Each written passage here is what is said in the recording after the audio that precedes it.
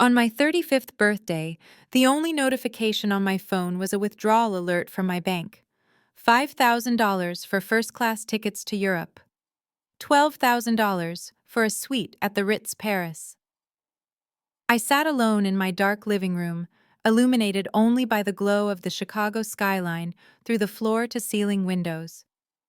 I opened Instagram, and there it was. A photo of my younger sister Jasmine raising a glass of vintage champagne in a first-class cabin. The caption read, "Finally living the luxury life we deserve, thanks to the best parents ever." Beneath it, my mother had commented that Jasmine was the only daughter who ever made the family proud.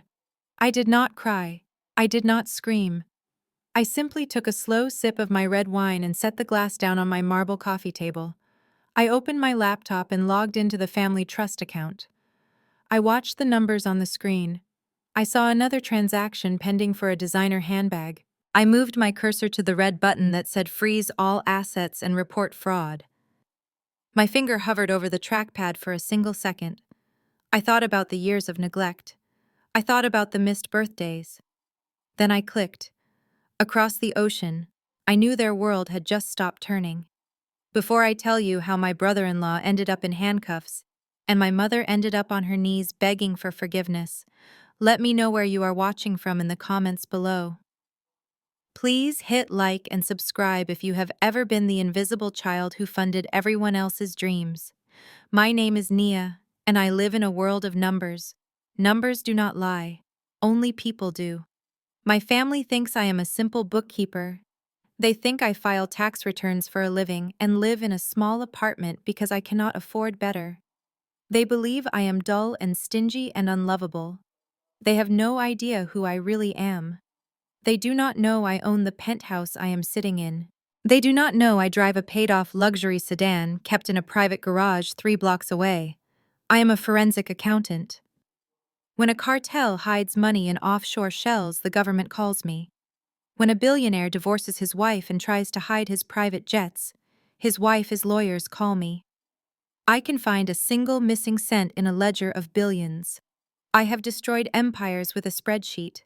I hunt down hidden assets for the FBI, and I trace laundered money for the most powerful firms in the city. I am not someone you want to have as an enemy.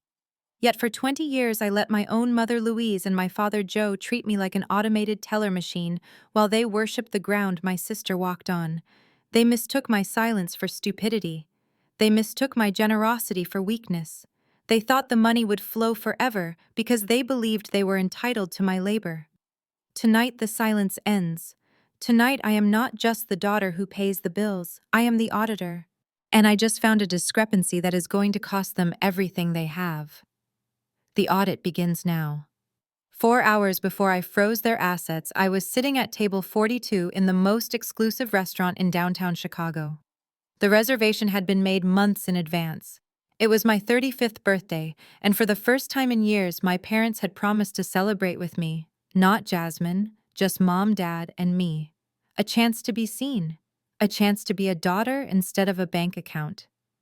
I arrived at 7 o'clock sharp, wearing a silk dress I had bought specifically for this night. By 7:30, I had checked my phone 12 times.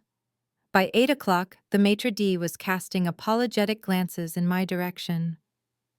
The restaurant was a symphony of clinking crystal and hushed laughter, but around me there was only a bubble of humiliating silence. The 3 empty velvet chairs across from me felt less like furniture and more like accusations. They screamed that I was not worth showing up for. At 8:15, the waiter approached. He was young and kind, which made the situation infinitely worse. He asked if I wanted to order an appetizer while I waited. I smiled a smile that felt like it might crack my face and told him they were just running a little late. Traffic in the loop was terrible, I said. I was lying to a stranger to protect the reputation of people who were not even there. I ordered a bottle of wine just to have something to do with my hands. At 8:40, I finally called my mother. The phone rang 5 times. Finally, she picked up. Her voice was breathless and chaotic. "Nia, honey, I am so sorry," she shouted over a cacophony of background noise. "The car broke down on the expressway. Dad is trying to fix it, but it is a total disaster." We are waiting for a tow truck. We are not going to make it. I gripped the phone so tight my knuckles turned white. I was about to say it was okay. I was about to offer to send a luxury Uber to pick them up. I was about to ask if they were safe. Then I heard it. Clear as a bell in the background came a tannoy announcement. Passengers for Air France Flight 402 to Paris, please proceed to Gate K12 for immediate boarding. The blood drained from my face. They were not on the side of a highway. They were at O'Hare International Airport. They were not stuck. They were leaving. The car trouble was a lie. The tow truck was a lie. My birthday dinner was not just forgotten, it was discarded. They had chosen a vacation with my sister over a milestone with me. "Oh," I said quietly. My voice sounded foreign to my own ears. "Good luck with the car, Mom." I hung up before she could invent another falsehood. I sat there for another 10 minutes staring at the unlit candle on the table. The waiter returned. He didn't ask this time. He knew. He simply reached out and began to remove the 3 other place settings. The sound of the silverware hitting his tray was deafening. Clink. 1 place setting gone. Clink. 2 gone. Clink. 3 gone. With every item he removed, he stripped away another layer of my dignity. The table looked enormous with just me at it. People were staring.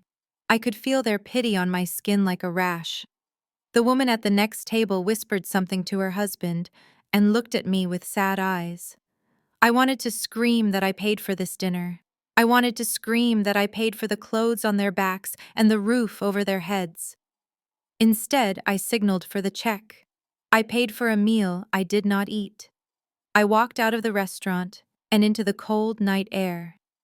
That was the moment Nia, the daughter, died, and Naya, the forensic accountant, was born.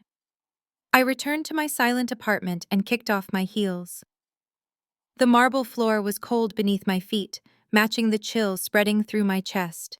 I poured a glass of red wine, my hands trembling slightly not from cold, but from a rising, suffocating sense of injustice.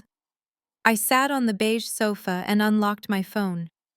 The screen's blue light cut through the darkness, illuminating the tears I refused to let fall. I opened Instagram, my thumb hovering over the app, dreading what I knew I would find. The algorithm did not make me wait. The very first post on my feed was from my mother. It was a boomerang video.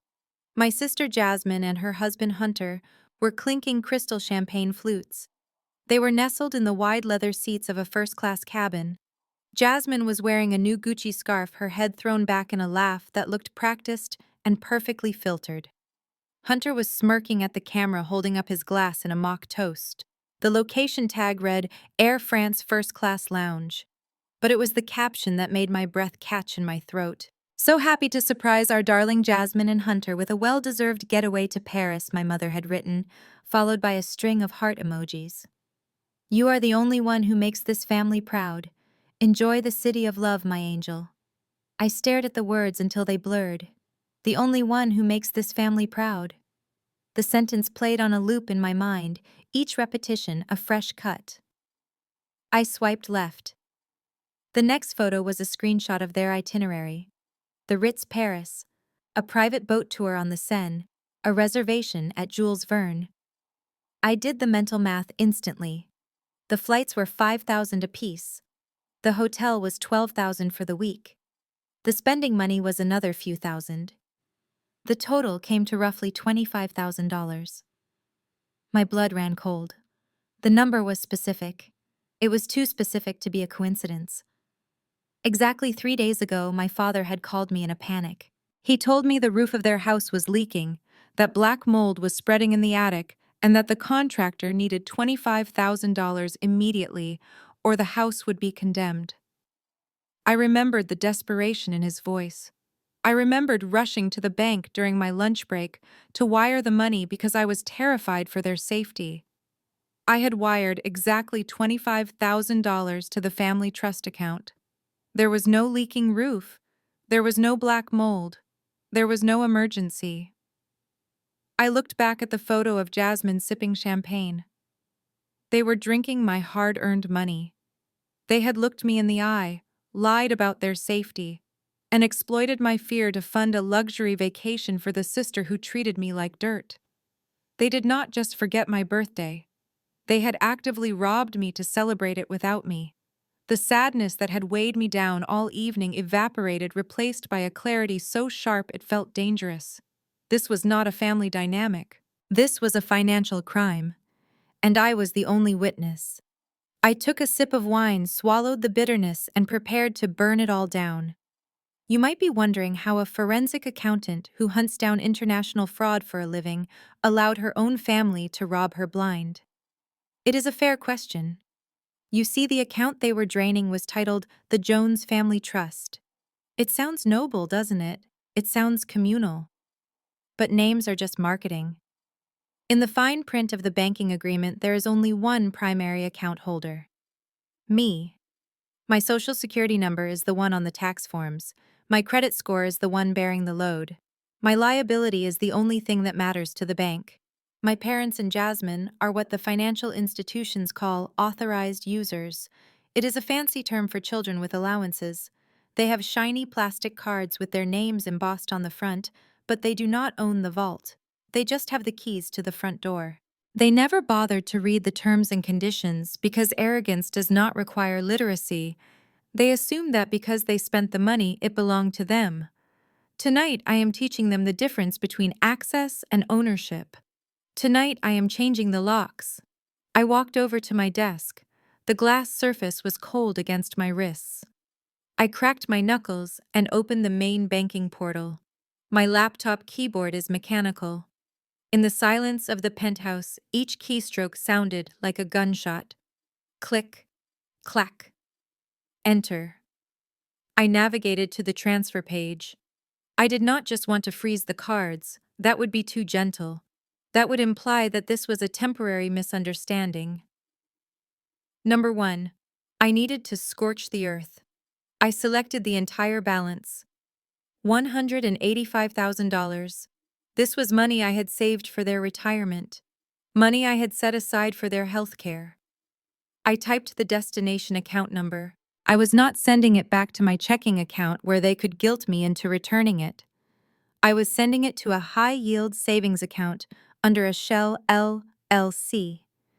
I registered 3 years ago, called Phoenix Holdings. It is untouchable. It is invisible to them. It is a fortress. I watched the progress bar load. 20%, 50%, 99%. Complete. The balance on the family screen blinked once and settled on 0.00. It was the most beautiful number I had ever seen. They were currently sleeping in a $12,000 hotel room in Paris, thinking they were wealthy. They were ordering room service and planning their river cruise.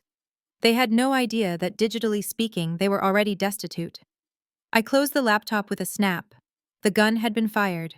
Now I just had to wait for the bullet to hit. With the trust fund emptied and the capital safely secured in my offshore fortress, I turned my attention to the plastic in their wallets. The wire transfer was the long game, but cutting off the credit lines was the immediate tactical strike that would bring them to their knees.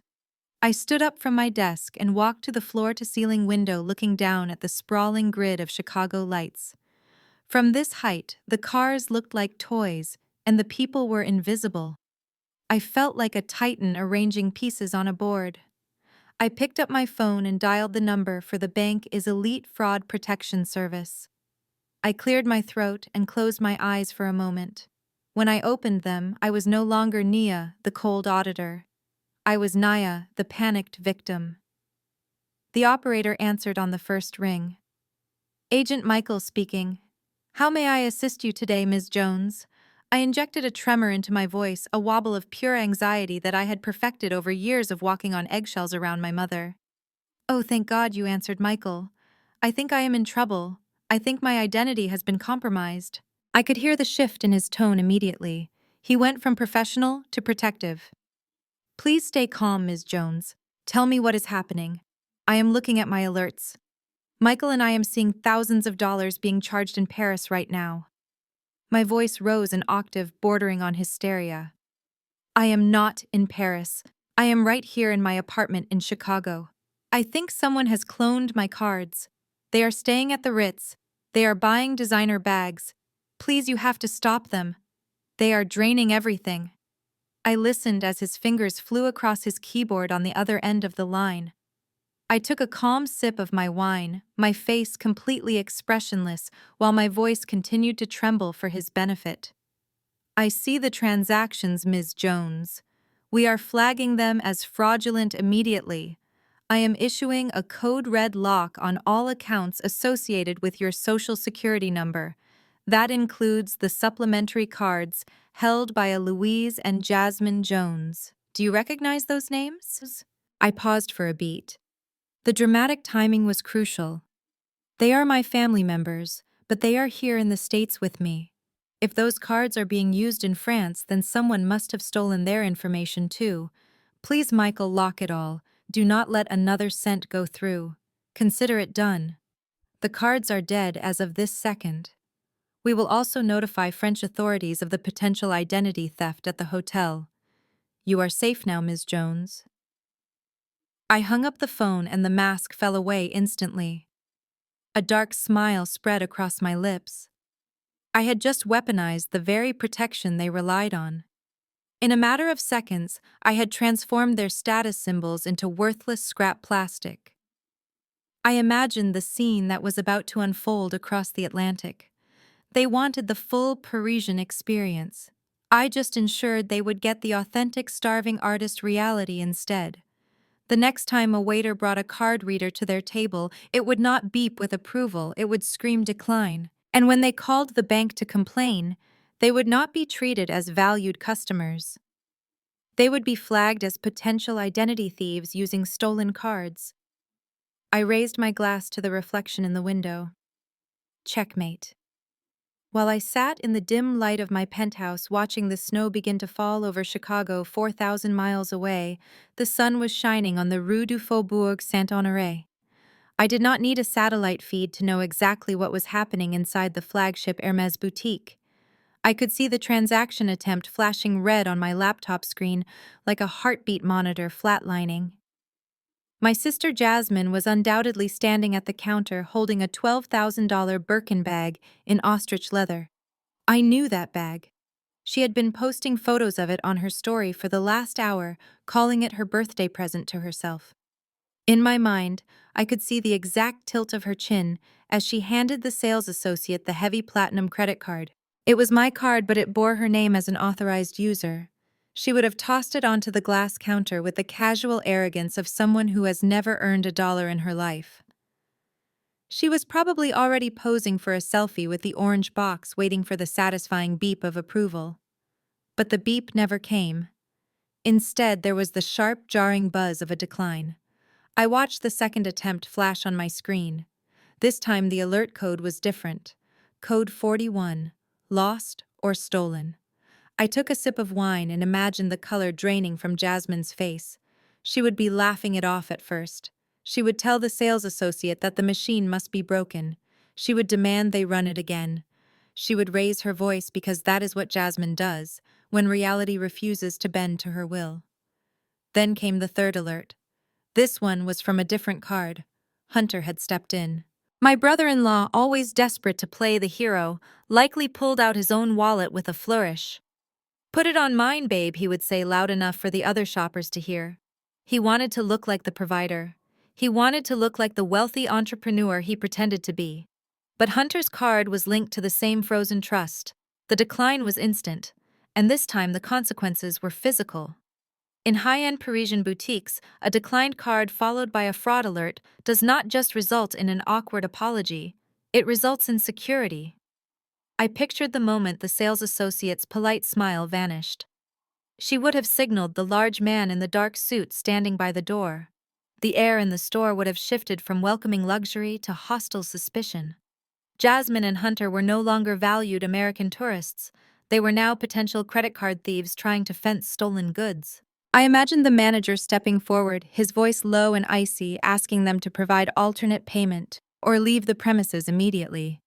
I imagined Jasmine trying to argue, her hands shaking as she realized she did not have €10 in cash, let alone 12,000. They had to walk out of those glass doors empty-handed. The orange box remained on the counter. The other customers stared. The security guard watched them all the way to the street. They were stranded in one of the most expensive cities in the world, and I had just cut the strings. The puppet show was over. 3 hours later, my phone began to vibrate violently against the marble surface of the coffee table. The glowing screen cut through the darkness of the room, flashing the words Mama Louise in bold, aggressive letters. It was 3:14 in the morning in Chicago. In Paris, it was mid-morning, right about the time the authorities would be processing the report of credit card fraud I had filed. I did not reach for the phone immediately. I sat still on the beige sofa, my legs tucked underneath me, watching the device dance across the stone coaster. It looked like an angry little animal demanding attention. I took a slow, deliberate sip of my Cabernet. It was a vintage I had been saving for a special occasion, and tonight certainly qualified. The vibration stopped for a split second and then started again instantly. She was not going to stop. I leaned forward and tapped the green answer button, followed immediately by the speaker icon. I did not say hello. I did not ask what was wrong. I simply placed the phone back on the table and leaned back into the cushions. Nia, pick up this phone right now. My mother's voice tore through the silence of the penthouse. It was shrill and laced with a panic I had never heard before. Usually, her voice was controlled and condescending, but tonight it was unhinged. What did you do? Jasmine is at the police station. They are treating her like a common criminal. They said the cards were reported stolen. Hunter is in handcuffs, Nia. Handcuffs. I swirled the wine in my glass, watching the crimson liquid coat the sides. In the background of the call, I could hear chaotic noises. There were sirens. There was a man shouting in French. And underneath it all, I could hear the unmistakable sound of my sister Jasmine sobbing. It was the same cry she used when she wanted a new car, or when she wanted me to do her homework. It was a weaponized sound, but from 4,000 miles away, it had no power.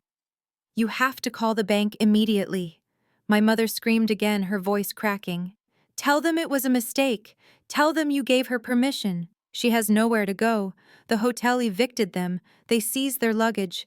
How could you be so cruel? She is your baby sister. She is all alone in a foreign country. Fix this, Nia. Fix this right now, or so help me God. My baby sister was 30 years old. My baby sister had stolen $25,000 from me to drink champagne while I worked 80-hour weeks. But I did not say that. I did not interrupt the stream of abuse pouring from the speaker. I practiced what psychologists call the gray rock method. I became uninteresting. I became unresponsive. I became a stone that the narcissist breaks their toes kicking. The threats used to make me cry.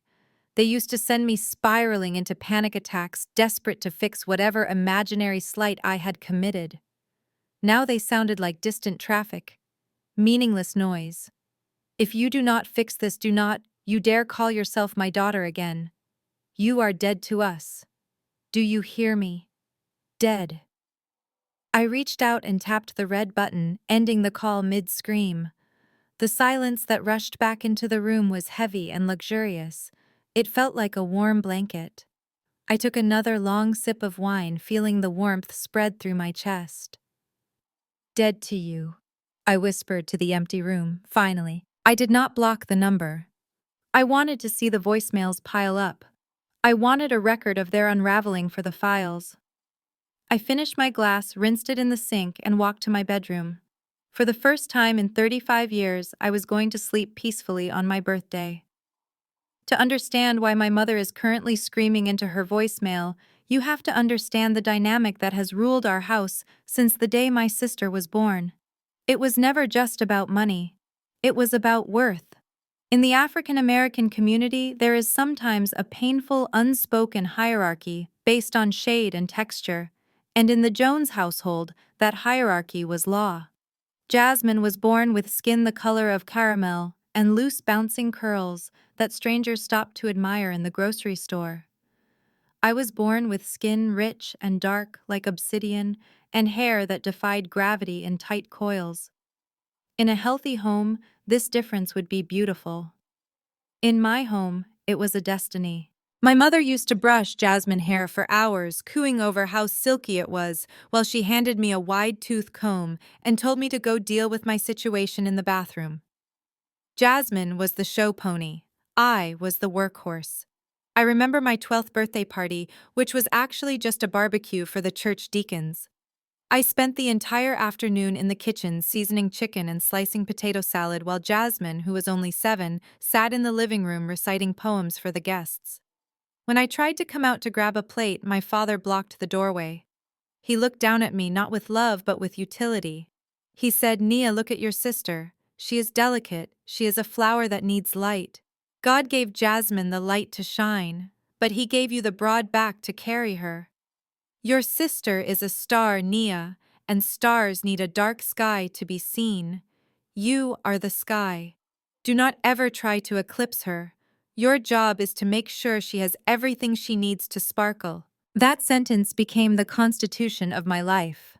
When I brought home straight A's and a scholarship letter to a prestigious math camp, my mother sighed and said, "That is nice, dear, but who is going to help Jasmine with her remedial reading if you go away for the summer?"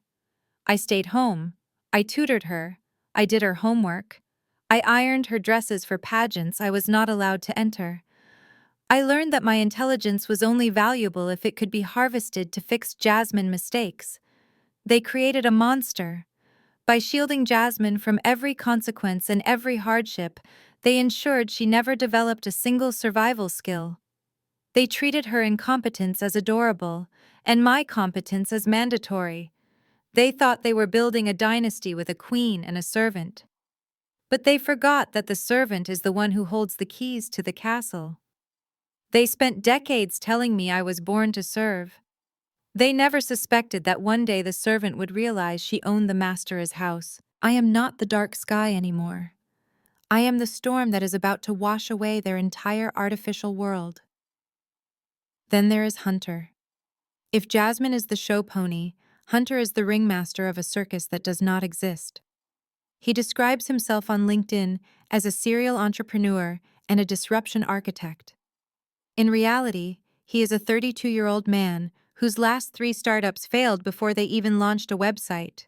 He speaks exclusively in buzzwords about crypto and blockchain and the hustle mindset, yet he has not paid a utility bill with his own money since he married my sister 4 years ago. He is the kind of man who believes he is the patriarch of the family simply because he is male. He walks with an unearned confidence that takes up all the air in the room.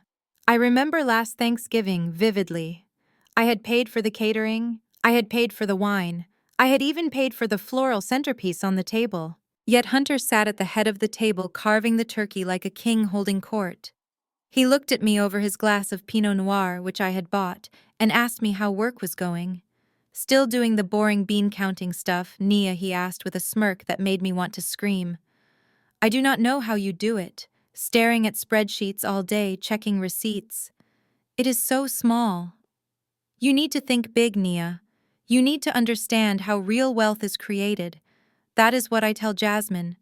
We are building an empire here. We are moving assets into the metaverse. That is the future, not your dusty old tax audits. My mother nodded enthusiastically, as if he had just announced a cure for cancer. "Listen to Hunter, honey," she told me. "He has a vision. You could learn something from him about ambition." I sliced my turkey in silence, letting the knife scrape against the china. The empire he was building was funded entirely by the allowance I deposited into the family trust every month. His designer suits were bought with my bonuses. His leased BMW was paid for by the overtime hours I worked auditing corporate fraud. He was lecturing the bank on economics while standing inside the vault he was robbing. He called my job boring because he did not understand it. He did not know that while he was playing make-believe with digital coins, I was tracking real money for the most dangerous people on earth. He loved to play the provider. He loved to pull out his credit card at dinner and insist on paying, knowing full well the bill would eventually be covered by me. It was a performance, a masquerade of masculinity funded by the sister-in-law he despised. But tonight the performance ends. Tonight, Hunter is going to learn a very hard lesson about macroeconomics. You cannot be a disruption architect when your credit score is zero and the woman you mocked just closed the bank. I wonder how big his vision will be when he is trying to explain to the French police why he is trying to buy luxury goods with a dead card. I wonder if he will tell them about the hustle mindset while they are processing his deportation papers. The alpha male is about to become a liability. 2 days. That is exactly how long a five-star establishment like the Ritz Paris will tolerate a payment discrepancy before the veneer of luxury evaporates. I imagine Jasmine thought her charm would buy her time. She thought she could bat her eyelashes at the concierge and promised that it was just a banking glitch that would be sorted out by Monday. She forgot that hotels run on ledgers, not smiles. When the pre-authorization hold for the third night failed, the system flagged them not as guests, but as squatters. The eviction was not loud. High-end places do not make scenes, they simply remove them. I can picture the shift manager, a man with impeccable posture and a heart made of ice, approaching them in the lobby. He would not have shouted. He would have leaned in close and whispered that their key cards had been deactivated and that if payment was not rendered immediately, security would be forced to escort them off the premises. Jasmine likely tried to throw a tantrum. She likely pulled the "do you know who my family is" card. But in Paris, nobody cares about the Jones family from Chicago. They were escorted to the curb. There was no bellman rushing to load their bags into a waiting limousine. There was just the heavy thud of 4 oversized suitcases hitting the wet pavement of the Place Vendôme. It was raining in Paris, a cold gray drizzle that seeps into your bones. Jasmine was wearing strappy heels and a light trench coat meant for Instagram photos, not for hauling luggage through a storm. The image is almost poetic. My sister, the self-proclaimed princess, standing on a street corner shivering, while her husband tapped furiously on a phone that no longer had data service. They had to walk. They could not call an Uber because their apps were linked to the dead cards. They could not hail a taxi because they had spent their cash on croissants and tips. So they walked. I want you to visualize this. The golden child dragging a 50-pound suitcase over uneven cobblestones. The wheels clattering loudly, echoing off the historic buildings. Her hair, the expensive blowout she had bragged about, was plastered to her skull. Her mascara was likely running down her cheeks in dark streaks, making her look like a tragic clown. Hunter walked 5 paces ahead of her, not helping, just muttering curses under his breath. He was probably blaming her. He was asking why her sister was such a bitch. He was asking why she didn't bring backup cash. They were the picture of misery. A reverse Cinderella story where the carriage turns into a pumpkin and the princess is left in the mud.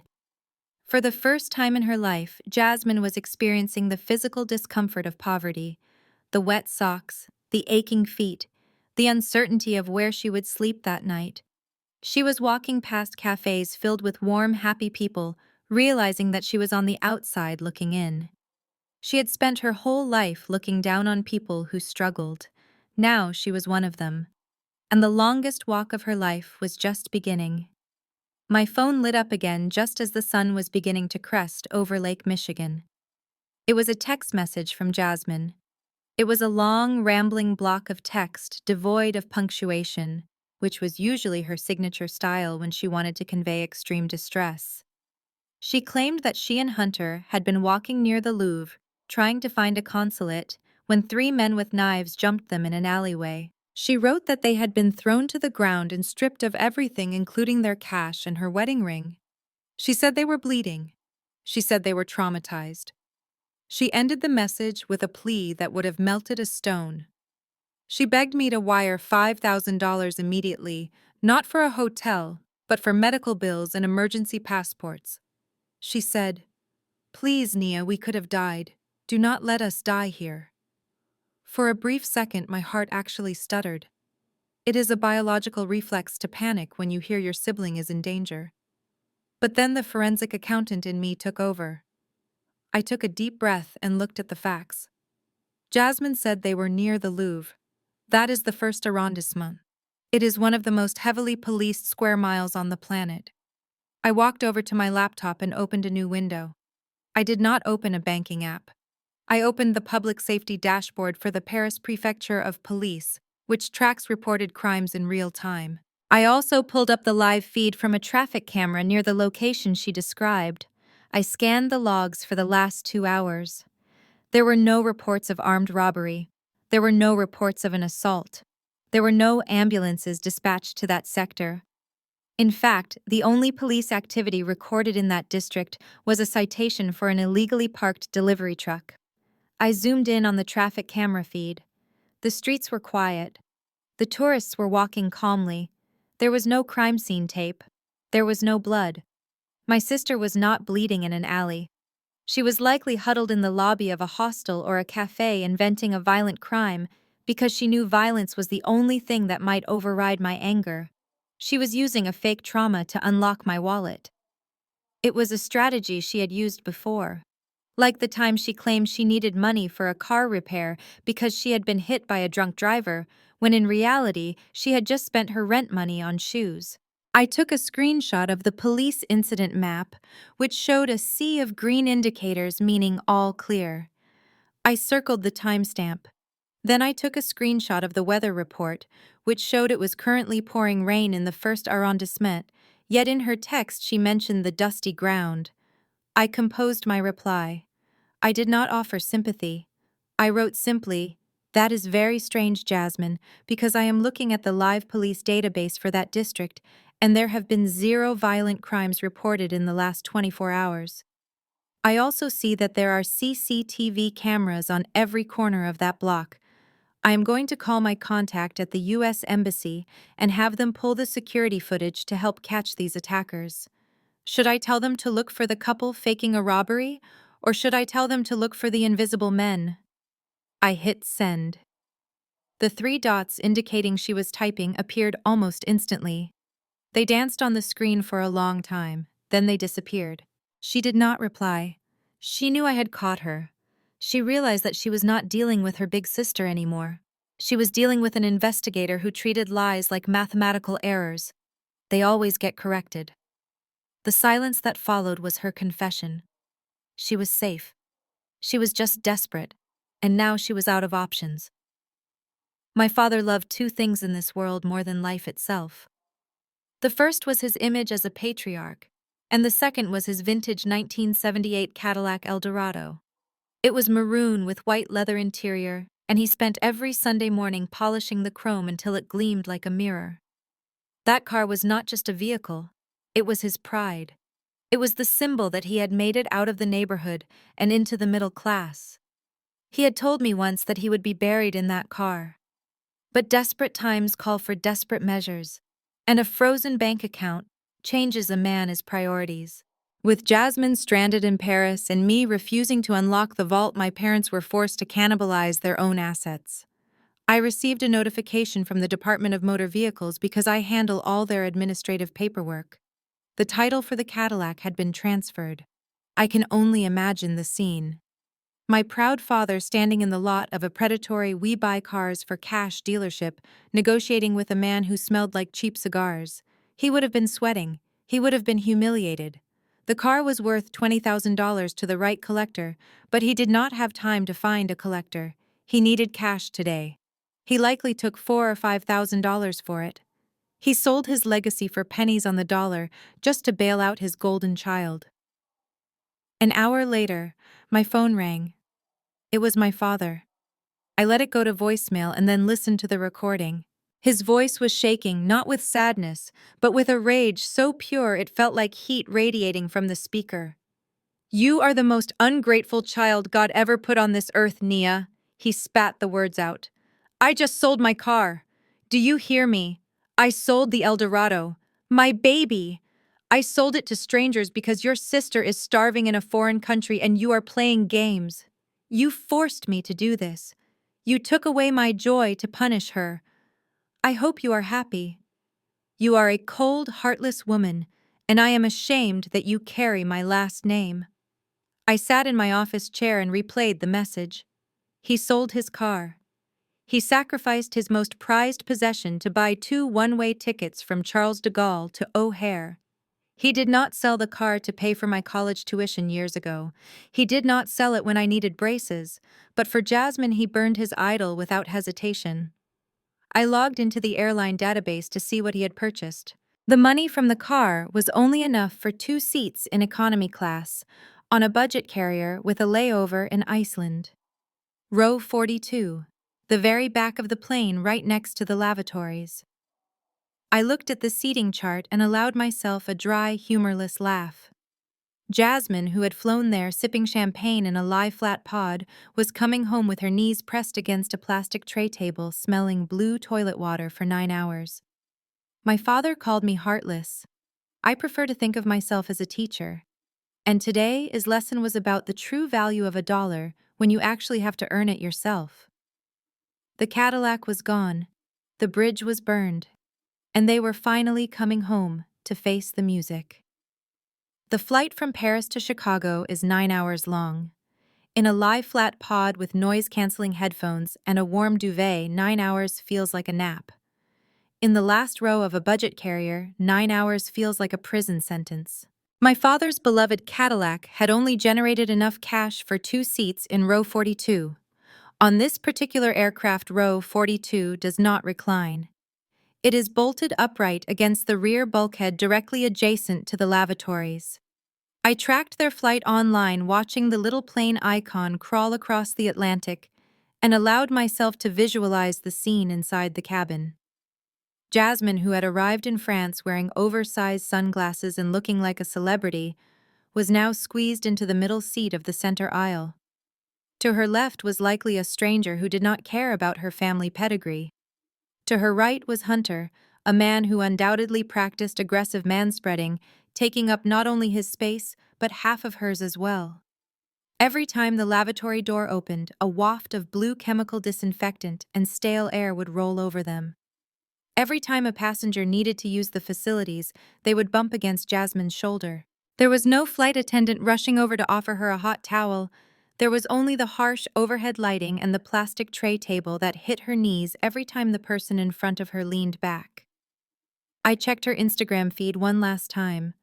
Usually Jasmine documents every moment of her existence. She posts the clouds, she posts her passport, she posts the in-flight meal with a caption about how blessed she is. Today her story remained completely blank. There were no updates, there were no selfies. I imagined her pulling her phone out of her purse, aiming the camera, and seeing the reality on the screen. She saw the gray plastic seatback. She saw the cramping legroom. She saw the lack of luxury. For the first time, she realized that without my funding, she was not an influencer. She was just passenger 42B. She could not curate this reality. She could not put a filter on the smell of the bathroom or the crying baby 3 rows ahead. She slid her phone back into her pocket and sat in the darkness of her own irrelevance.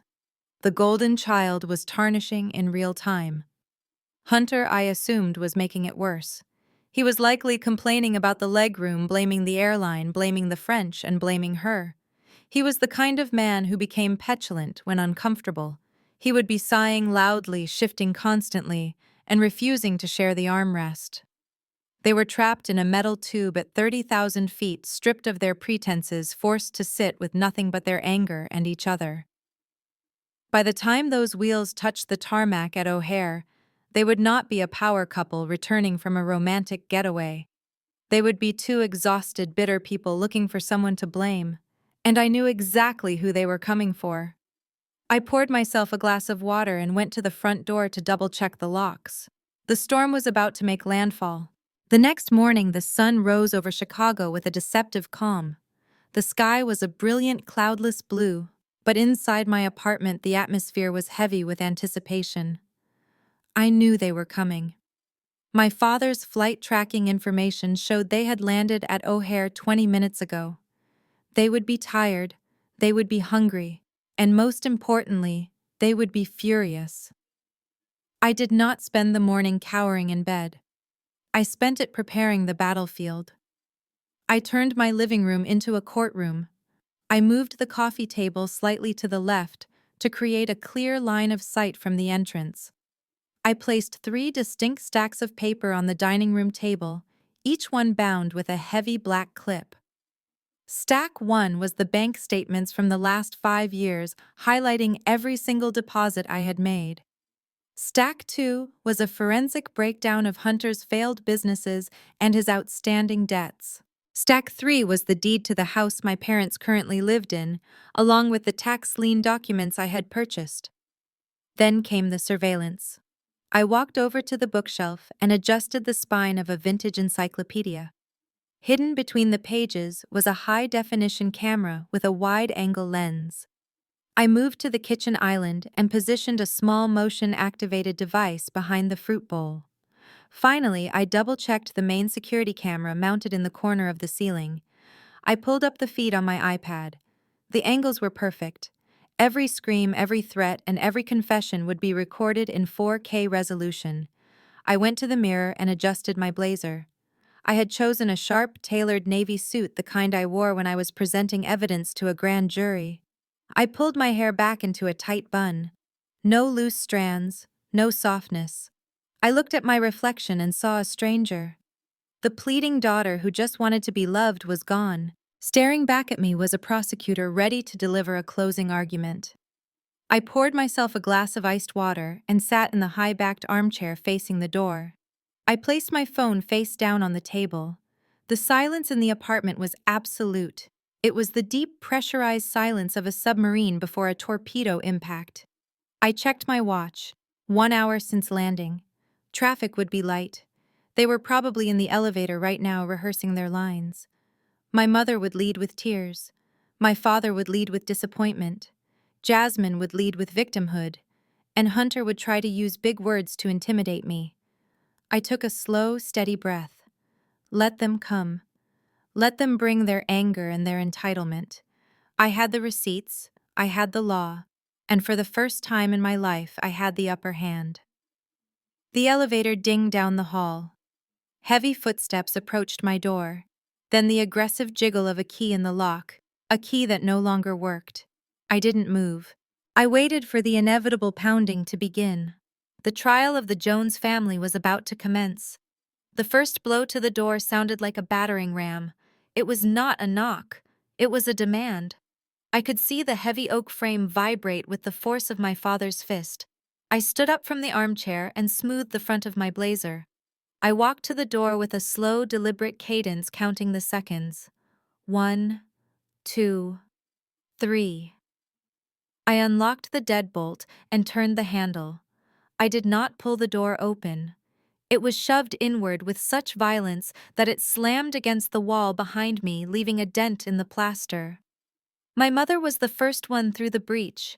She did not look like the composed matriarch of the Jones family. Her hair was frizzy from the humidity. Her eyes were red-rimmed and wild. She did not speak. She did not ask for an explanation. She simply lunged at me. Her right hand came up fast, aiming for my cheek. It was a movement I knew well. It was the same backhand that had disciplined me for 20 years. In the past, I would have flinched. I would have closed my eyes and taken the hit. But today, I was not that girl. My hand shot up and caught her wrist in midair. The sound of skin hitting skin was sharp and loud. My mother gasped. Her eyes went wide with shock. She tried to pull her arm back, but I held it firm. My grip was iron. I looked her dead in the eye and saw the realization dawn on her face. The power dynamic had shifted. "We do not do that anymore, Louise," I said, my voice low and steady. I released her arm with a small shove, and she stumbled back into my father, who was coming up behind her. Behind them, Jasmine pushed her way into the foyer. She looked like a tragedy. Her designer coat was stained. Her face was a mask of running mascara and snot. She did not look at me. She collapsed onto the floor right there in the entryway, burying her face in her hands. "You ruined everything," she wailed. Her voice was a high-pitched shriek that echoed off the high ceilings. "You left us there to die. You are a monster, Nia. A jealous, ugly monster." Hunter was the last to enter. He stepped over his weeping wife without even looking down. He walked into my apartment as if he were inspecting a property he intended to buy. He was wearing a wrinkled suit that smelled of stale airplane air and nervous sweat, but his arrogance was untouched. He looked around the penthouse, taking in the floor-to-ceiling windows and the expensive art. He sneered. "So this is where all the money went," he said. He crossed his arms over his chest and stood with his legs apart, trying to maximize his physical presence. "You have been holding out on us, Nia, living like a queen while your family suffers. I hope you have a good lawyer because what you did is criminal." I walked past him and sat back down in my armchair. I crossed my legs and picked up my glass of water. I looked at the chaotic scene before me. My mother panting with rage, my sister sobbing on the floor, my brother-in-law posturing like a peacock, my father standing in the doorway looking old and defeated. "Welcome home," I said. "Please shut the door. You are letting the draft in." My mother did not sit down. Pacing back and forth across my living room rug, she began the second act of her performance. The physical assault had failed, so she switched seamlessly to emotional warfare. She clutched her chest, her breathing becoming ragged and loud, designed specifically to make me worry about her heart. Tears began to stream down her face, ruining her foundation, but she did not wipe them away. She wanted me to see the mess. She wanted me to see the damage I had allegedly caused. "You are evil," she spat, her voice trembling with a mixture of rage and self-pity. "Do you know what I went through to bring you into this world? I laid on a hospital bed for 18 hours screaming in agony. I felt my body rip apart to push you out. I bled for you. I sacrificed my youth, my body, and my dreams so you could breathe air. And this is how you repay me. By torturing the family that gave you life." She gestured wildly around the room, her hand knocking over a vase of white lilies on the side table. Water spilled onto the hardwood, but she ignored it. "Look at this place, Nia. Look at how you live. You are sitting here in a fortress of glass and marble. You have expensive art on the walls and wine in the fridge that costs more than my monthly grocery bill. You are drowning in money. You are so rich you probably do not even know how much is in your bank account, and yet you begrudge your sister a few pennies." She pointed a shaking finger at Jasmine, who was still weeping theatrically on the floor. "Your sister is delicate. She needs help. $25,000 is nothing to you. It is a drop in the ocean. It is pocket change. But you would rather watch her starve in a foreign country than share a tiny fraction of your hoard. You are selfish. You are a miser. I do not know where I went wrong. I gave you everything. I loved you. I fed you. And you grew up to be a cold-hearted snake who counts coins while her family suffers." I watched her with clinical detachment. In my line of work, we call this DARVO. Deny, attack, and reverse, victim and offender. She was rewriting history in real time. She was converting her theft into my stinginess. She was turning her negligence into my cruelty. She spoke about childbirth not as a natural process, but as a transaction. A debt that I could never repay no matter how much money I handed over. She believed that because she gave me life, she owned my existence. She fell to her knees beside Jasmine, wrapping her arms around my sister and rocking her back and forth. It was a tableau of the grieving mother posing for an audience of one. "I am sorry, Jasmine," she sobbed loudly. "I am sorry I failed to protect you from your sister is wickedness. I thought I raised a human being, but I raised a monster. She has a stone where her heart should be." I took a sip of water. The glass was cool in my hand. I waited for her to finish the monologue. I knew she was waiting for me to crack. She expected me to apologize, to write a check, to beg for her forgiveness just to stop the noise, but I just checked my watch. The timestamp on the security recording was perfect. Every word she said, every admission that she felt entitled to my money was being logged. "Are you finished?" I asked calmly. "Or do you have more to say about my birth canal debt? Because if you are done with the theatrics, we need to look at some numbers. And trust me, Mother, the math is not on your side." Hunter stepped between his weeping wife and me, like a shield made of cheap polyester. He held up a hand to silence my mother, who was mid-breath preparing for another round of wailing. He adjusted his cuffs and cleared his throat. This was his moment. He had been waiting for the women to stop talking so the man could solve the problem. He looked down at me with a smirk that was equal parts condescension and menace. He believed he was the smartest person in the room simply because he was the loudest. "You are making a big mistake, Nia," he said, his voice dropping an octave to sound authoritative. "You are acting on emotion. But the law does not care about your feelings. The law cares about facts. And the fact is, you have committed a felony." He began to pace in front of the coffee table, gesturing with his phone as if it were a gavel. I watched him with morbid fascination. It is always interesting to watch a man who barely passed high school civics try to lecture a forensic accountant on financial law. Technically speaking, he continued emphasizing the word technically as if it were a magic spell. That account was a shared asset. By giving your parents and Jasmine cards, you established what the courts call a constructive trust. You created an expectation of access. In the eyes of the state of Illinois, that money belongs to the community. By moving it without consent, you have committed civil embezzlement. You have misappropriated funds that were arguably joint property. He stopped pacing and leaned over me, placing his hands on the arms of my chair. He invaded my personal space so I could smell the stale airplane coffee on his breath. He thought he was being intimidating. He thought he was cornering me. "I have friends, Nia. I have friends who are partners at major firms. I have friends in the state prosecutor's office. All I have to do is make one phone call. One call, and you are not just looking at a lawsuit. You are looking at losing your license. How are you going to pay for this penthouse when you are stripped of your CPA certification? How are you going to maintain this lifestyle when you are blacklisted from every firm in Chicago?" He stood up straight and crossed his arms, waiting for me to crumble. He truly believed he had found the magic bullet. He thought my career was a house of cards that he could blow down with a few mispronounced legal terms. He did not know that I had memorized the banking statutes of this state before he had learned to tie his shoes.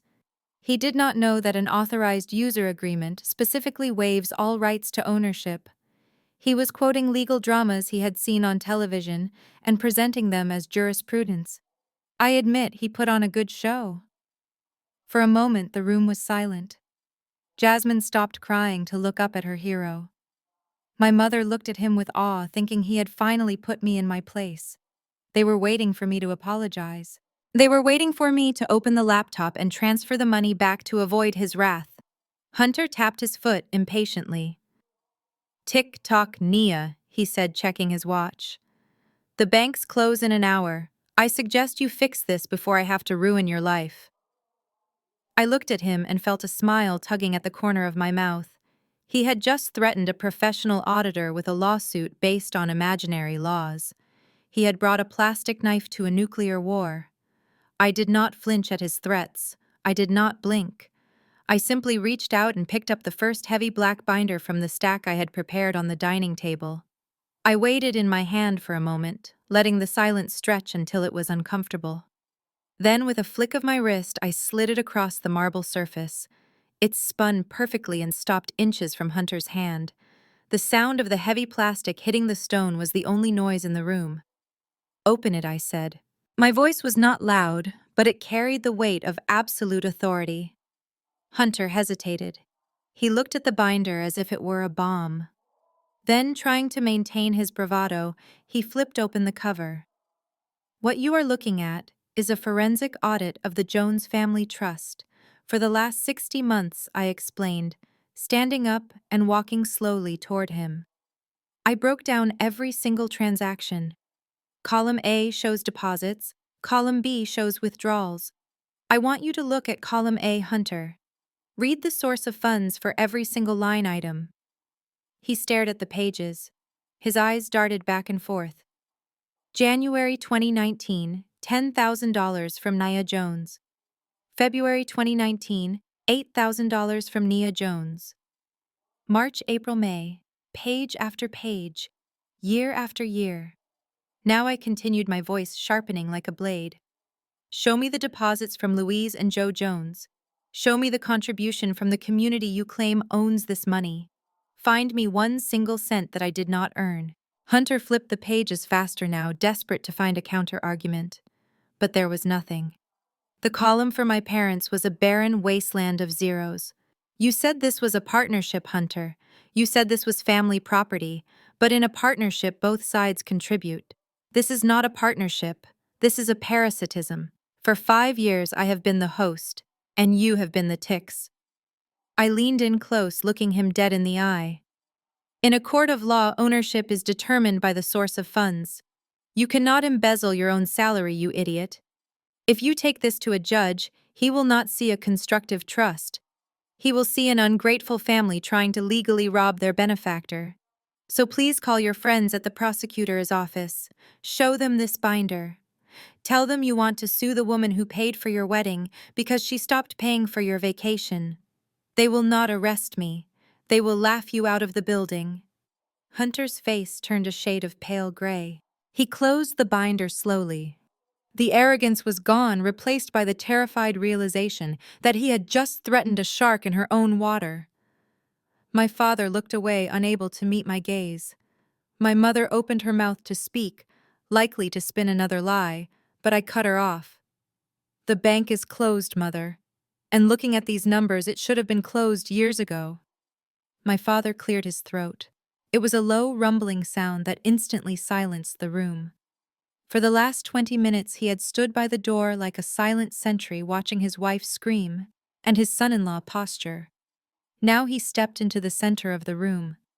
He moved slowly, his gait heavy with a performance of weary wisdom. He did not look at the binder of bank statements. He did not look at Hunter's pale face. He looked directly at me with eyes full of sorrowful judgment. "Nia," he said softly, shaking his head. "Put the papers away. We are not in a courtroom. We are in your home. Or at least I thought it was a home." He walked over to the window and looked out at the city, turning his back to me for a moment before pivoting to deliver his sermon. This was his tactic. While my mother used fire and Hunter used ice, my father used gravity. He used the weight of history and culture to crush me. "I am disappointed in you, daughter. Deeply disappointed." He sighed, rubbing his hand over his bald head. "I raised you to know better. I raised you to understand that out there in that world, they do not care about us. We have to look out for each other because nobody else will. That is the Black way. That is our way. We climb together or we do not climb at all." He gestured to the luxury around us, sweeping his hand dismissively at my furniture. "You have been out in this corporate world too long, Nia. You are starting to think like them. You are starting to act like the people who sign your paychecks. Cold, individualistic, selfish. You think because you have a fancy title and a view of the lake that you are an island. You think you made it here by yourself." He walked over to Jasmine, who was sniffing quietly, and placed a heavy hand on her shoulder. "Your sister stumbles, and instead of catching her, you kick her. You audit her. Is that what I taught you? Is that what your grandmother, God rest her soul, would have wanted? She worked her fingers to the bone so we could have a legacy. And you are tearing that legacy apart over money. Money is just paper, Nia. Family is blood." He looked at me with a mix of pity and disdain, playing the ultimate card. The black tax. The unspoken rule that says if one of us succeeds, we all succeed. And if you try to keep your earnings, you are a traitor to your race and your kin. You are treating your family like a business transaction. That is a white man is game, Nia. And it breaks my heart to see you playing it so well. You are forgetting who you are. You are forgetting that without this family, you are nothing. So I want you to stop this nonsense. I want you to apologize to your brother-in-law for embarrassing him. I want you to transfer the funds back. And I want you to remember that you are a Jones before you are an accountant. Do the right thing, not for the law, but for your soul. The room was silent. My mother nodded vigorously, wiping her eyes, feeling vindicated. Jasmine looked up with hope. Hunter smirked, thinking the patriarch had finally put the unruly woman back in her place. They thought he had shamed me. They thought he had cracked the code. But as I looked at my father, I did not feel shame. I felt clarity. He was not asking for unity. He was asking for submission, and that price was too high. I turned away from my father and walked back to the table. The silence in the room was no longer heavy with judgment. It was heavy with confusion. My father's sermon about family unity hung in the air unanswered. I did not need to answer it with words. I needed to answer it with the second binder. I picked up the red folder. It was thinner than the bank statements but far more lethal. I held it up so Hunter could see the label on the spine. It read simply, DOJ, Inquiry. Case 4920. You talked about the black way, Dad. I said, my voice dangerously calm. You talked about how we need to protect each other from a world that wants to crush us. I agree. But what do you do when the person crushing you is sitting at your dinner table? I dropped the folder in front of Hunter. He did not reach for it. He stared at it as if it were radioactive. His hands, which had been crossed so arrogantly a moment ago, were now trembling slightly at his sides. Open it, Hunter, I commanded. Or should I summarize it for the class? He did not move, so I flipped the cover open. The first page was a mugshot. Not a recent one, but a booking photo from 3 years ago for check fraud. My mother gasped. Jasmine let out a small, strangled sound. Hunter did not just fail at business, I said, looking directly at my sister. He failed at being a citizen. That tech empire he talks about is a classic Ponzi scheme. He takes money from new investors, mostly people from our church dad, and uses it to pay off the interest on loans he took out under false identities. That is a lie, Hunter shouted, but his voice cracked. It is venture capital. You do not understand how seed funding works. I understand exactly how it works. I cut him off. And so does the Federal Bureau of Investigation. That binder contains a subpoena that landed on my desk 3 days ago. Because I am a forensic accountant, the FBI reached out to me to help trace the assets of a shell company called Vanguard Tech. Imagine my surprise when I realized the CEO was my brother-in-law.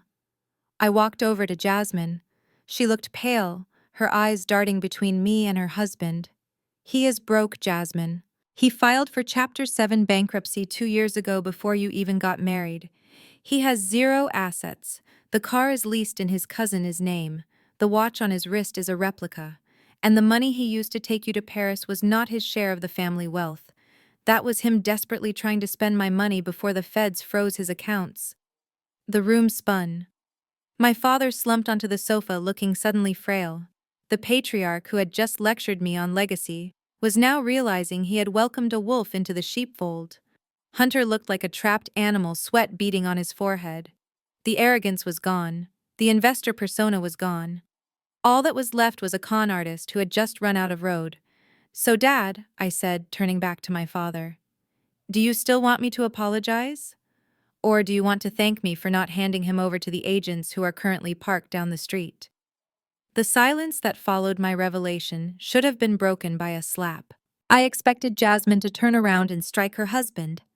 I expected her to scream at him for lying, for humiliating her, and for dragging her into a federal investigation. I watched her hands closely. They were shaking violently as she held the mugshot of the man she had married. She looked at the booking number. She looked at the charge sheet. The evidence was irrefutable. But Jasmine does not live in reality. She lives in a narrative where she is the protagonist, and everyone else is a supporting character designed to serve or obstruct her. If she accepted that Hunter was a fraud, she would have to accept that she was a fool. She would have to accept that her fairy tale wedding was a scam. Her ego could not survive that impact. So her brain did a backflip. It rejected the facts and found a new enemy. She crumpled the paper into a ball and threw it at my face. It bounced harmlessly off my shoulder, but the hatred in her eyes was lethal. You are a liar, she screamed. Her voice was raw, shredding her throat. You printed this. You made this up on your computer because you are jealous. That is what this is all about. It is not about money. It is not about the trust fund. It is about you being a bitter, lonely old woman. She stepped over the coffee table, ignoring her husband, who was cowering on the sofa, and got right in my face. I could smell her desperation. Look at you, Nia. You are 35 years old. You have a penthouse and a closet full of suits, but who wakes up next to you? Nobody. You come home to a cold apartment and a bottle of wine. You see me and Hunter. You see how much he loves me. You see how happy we are, and it eats you alive. You cannot stand it. She grabbed Hunter's hand and yanked him up to stand beside her. He looked terrified, but she clung to him like a drowning woman clinging to driftwood. My husband is a visionary, she declared, her eyes wide and manic. He is going to change the world. And you are just a glorified calculator. You want to destroy our marriage because you know you will never have what we have. You will never have a man look at you the way Hunter looks at me. You are unlovable, Nia. You are cold and hard, and that is why you are alone. I looked at Hunter. He was looking at the floor, unable to meet my gaze. He knew the truth. He knew the feds were real. But he was more than happy to let his wife use me as a human shield. You are trying to sabotage us. Jasmine spat, tears streaming down her face again. You want me to be miserable like you. But it is not going to work. We are a team. We are going to walk out of here, and we are going to build our empire without your dirty money. And when we are billionaires, do not you dare come crawling back. You are just a jealous spinster, Nia. That is all you will ever be. I watched her, panting, her chest heaving with the effort of her delusion. It was tragic. She was standing next to a man who had already spent her inheritance and was likely going to prison, and she was pitying me. She was holding onto a sinking ship and mocking me for standing on dry land. I did not feel angry anymore. I felt a profound, icy pity. She was not just the golden child, she was the sacrificial lamb, and she was sharpening the knife herself. There is a specific kind of silence that follows the destruction of a worldview. It is the sound of oxygen leaving the room. Jasmine's insults hung in the air, vibrating with a desperate, frantic energy, but they did not land. She had called me unlovable. She had called me a spinster. She had tried to weaponize my independence against me because her own dependence was currently dragging her down into the abyss. She was drowning, and she was furious that I was standing on the shore, refusing to jump in and sink with her. I did not scream back. I did not list my accomplishments or defend my romantic life. Arguing with a delusion only validates it. Instead, I slowly rose from my armchair. I did not rush. I unfolded my limbs with the deliberate grace of a predator who has finished playing with its food. The afternoon sun was streaming through the floor-to-ceiling windows behind me, casting a brilliant, blinding backlight. By standing up, I became a silhouette. My shadow stretched long and dark across the Persian rug, engulfing the three of them where they sat. I looked down at them. My father slumped and defeated. My mother, eyes wide with the shock of losing control. Jasmine, panting and red-faced. And Hunter, the cornered rat. From this angle, they looked incredibly small. They looked like children who had broken a vase and were waiting for the punishment. I am done, I said. My voice was not loud. It was flat. It was the voice of a judge reading a sentence. I have presented the evidence. I have shown you the reality of your situation. You have chosen to reject it in favor of insults and lies. That is your prerogative. But you will not do it in my living room. Hunter started to open his mouth, perhaps to threaten me with another imaginary lawsuit. If you speak again, Hunter, I interrupted him, cutting the air with my hand, I will forward that FBI file to the agent in charge of your case within the hour. Right now it is sitting on my desk as a professional courtesy. Do not make me convert it into a witness statement. He snapped his mouth shut. The color drained from his face completely. He grabbed Jasmine's arm, his grip tight and urgent. He knew the game was over. He knew the walls were closing in. You have 5 minutes to vacate my property. I continued, checking my watch. If you are still here at 4:30, I am calling building security to have you removed as trespassers. And given the mood I am in, I will ask them to escort you out through the service elevator with the garbage. My father stood up slowly. His knees popped. He looked at me with a mixture of anger and confusion, as if he was trying to recognize the daughter he thought he raised. "Nia," he said, his voice shaking, "you are making a mistake. You are choosing money over your blood.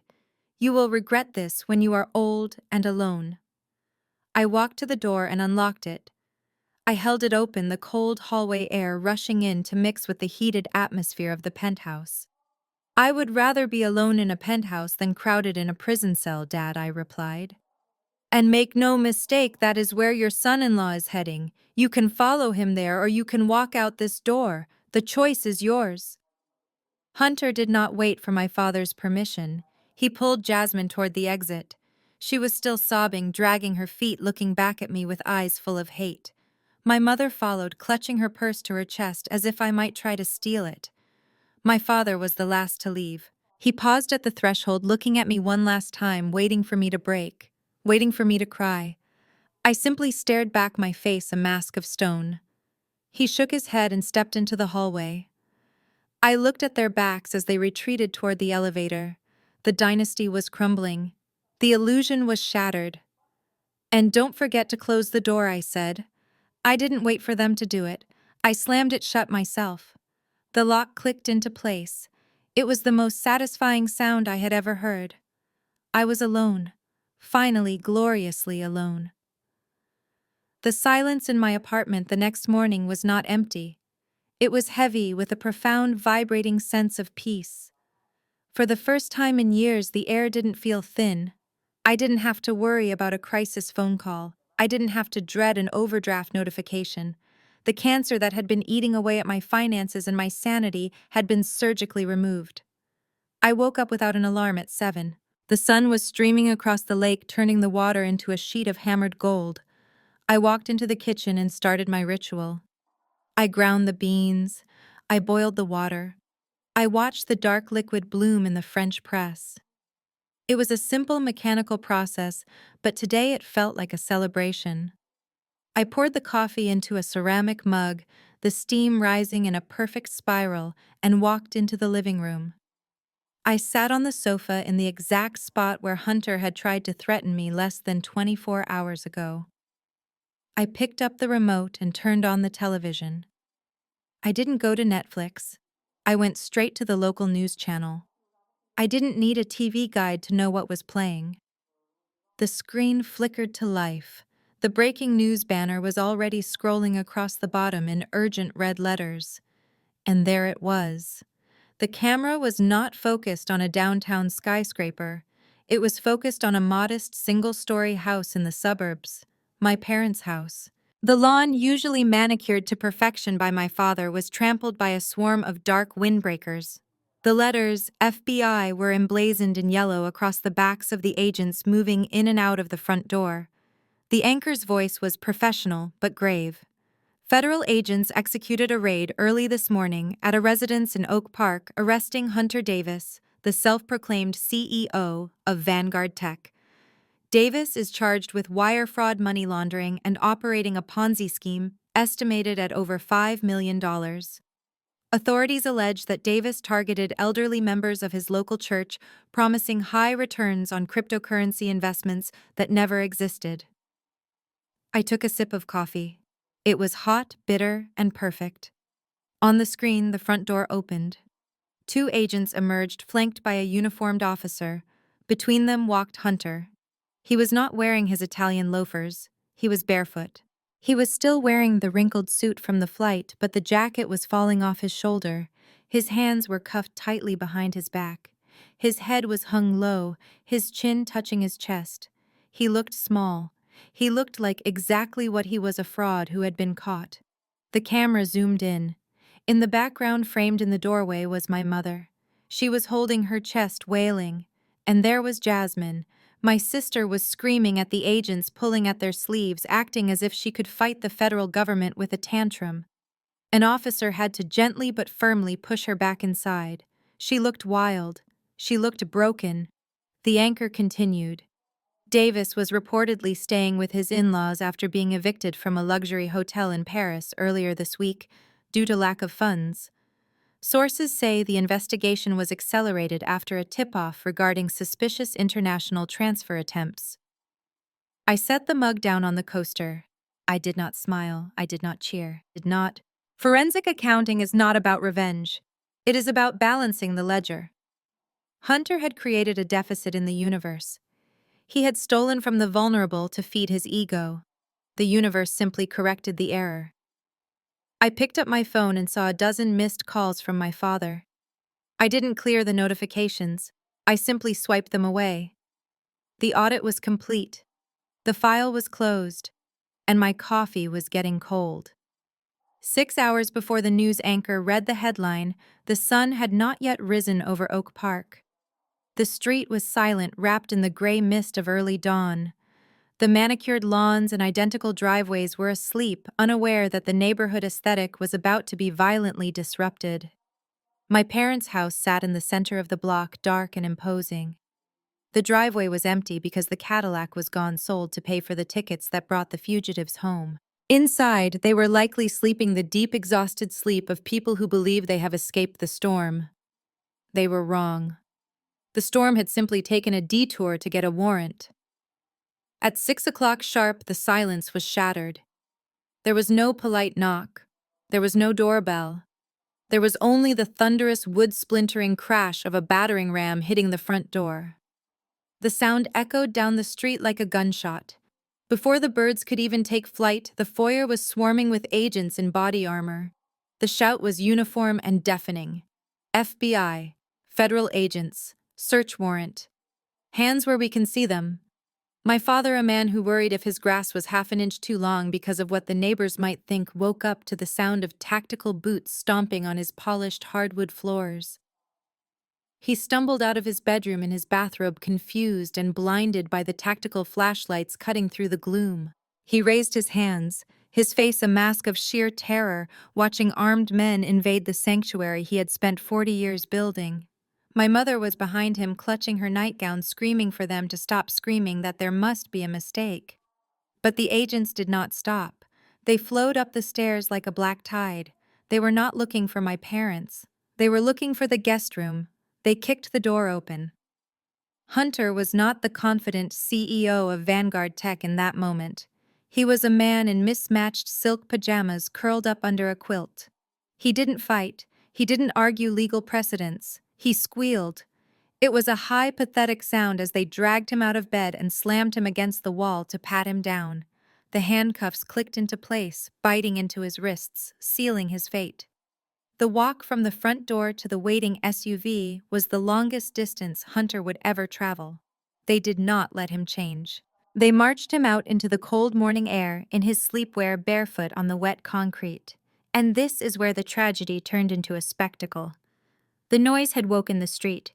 In 2024, people do not just watch tragedies, they broadcast them. Mrs. Higgins from across the street was already on her porch. She was not holding a cup of sugar. She was holding her iPhone, recording in 4K resolution. The teenager next door was live streaming on TikTok. The notification lights of a dozen phones pierced the darkness. The Jones family, who prided themselves on being the envy of the block, was now the morning entertainment. Hunter was shoved into the back of the government vehicle, his head ducked in shame. Jasmine ran out onto the lawn, barefoot and hysterical, trying to pull the door open, screaming that they were hurting him. An agent firmly blocked her path, and the cameras caught every second of it. The flashing red and blue lights illuminated the faces of the neighbors. They weren't looking away in respect. They were zooming in. The digital footprint of their humiliation was being uploaded to the cloud before the engine even started. The neighborhood watch had just become the World Wide Web. The intercom buzz cut through the morning silence like a physical blow. It was not the polite chime of a delivery.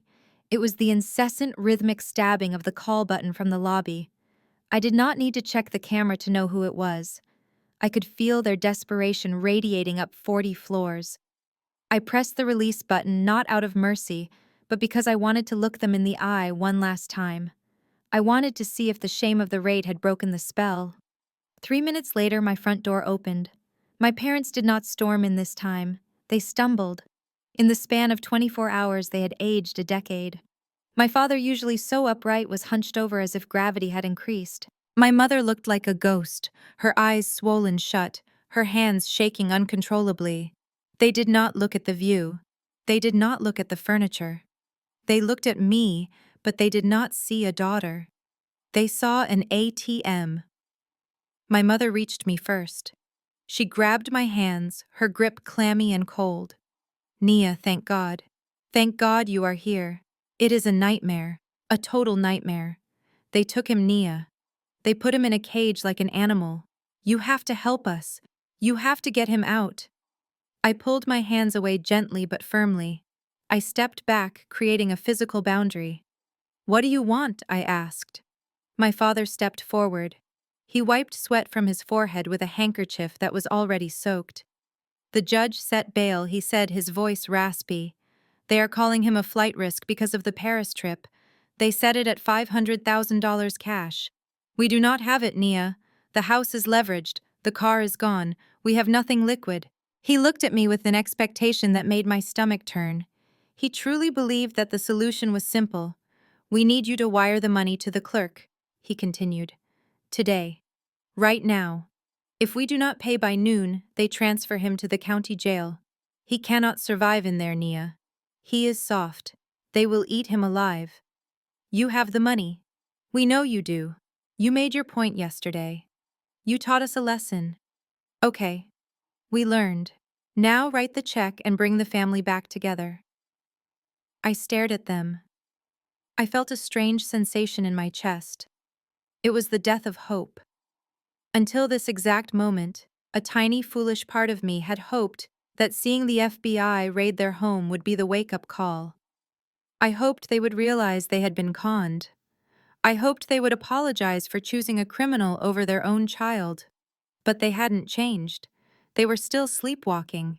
They were asking me, the forensic accountant, to use my clean, hard-earned money to bail out a man who had stolen millions from the elderly. You are asking me to fund a criminal defense for a Ponzi schemer, I said slowly. You are asking me to take $500,000 of legal income and give it to the court so that a liar can sleep in a comfortable bed. My mother stamped her foot, a flash of her old anger returning. He is family. You do not turn your back on family. What is wrong with you? Is money more important to you than your sister's happiness? Jasmine is at home sedated because she cannot function without him. Do it for her. That was the sentence that sealed the door. Do it for her. Even in the wreckage of their lives, even with the police tape still fluttering on their lawn, the only person who mattered was Jasmine. I looked at my father, waiting for him to correct her. He just nodded. You are the strong one, Nia, he whispered. You can afford it. I walked to the door and opened it wide. I am not the strong one, Dad. I am just the smart one. And the smart one knows that you do not throw good money after bad. I am not paying his bail. I am not paying for his lawyer. And I am certainly not paying for your denial. Hunter is exactly where he belongs. And if you keep enabling him, you will end up right there beside him. Get out. A laugh escaped my lips before I could stop it. It was dry, sharp, and completely devoid of humor. It bounced off the marble walls of the penthouse, startling my parents. They looked at me as if I had cracked under the pressure, but I had never been more lucid. My father was talking about leveraging the house. He was talking about equity. He was talking about a financial safety net that had disintegrated years ago, eaten away by the same termites that had destroyed his character, Pride, and Jasmine. You think you have a house to mortgage? I asked, the smile lingering on my face like a scar.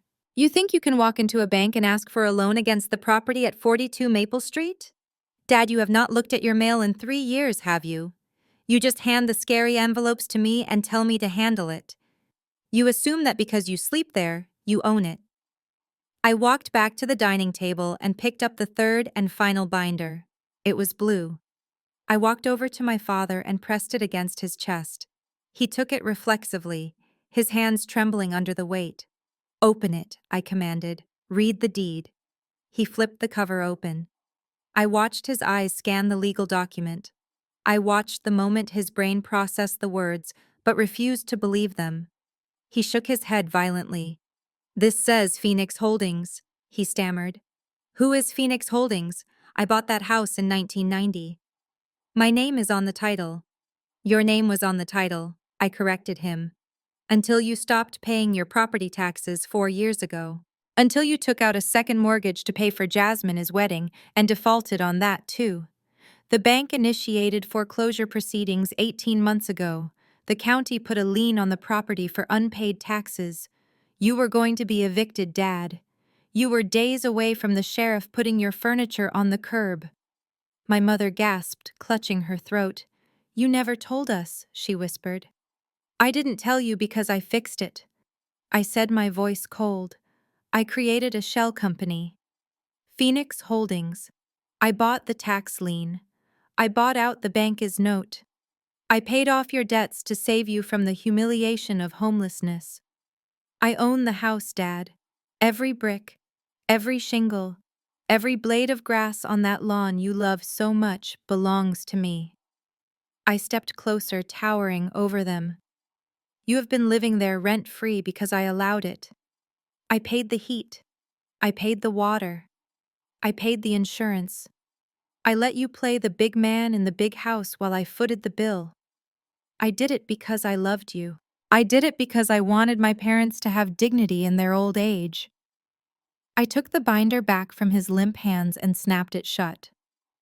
But you do not have equity. You have a landlord, and right now your landlord is looking at tenants who just asked her to bail out a felon with her rent money. You have no collateral. You have no leverage. You are guests in my property, and let me tell you, you are on a month-to-month lease. So before you ask me for another dime, I suggest you remember who actually keeps the roof over your head. Because unlike the bank, I do not need a court order to change the locks. I just need a screwdriver.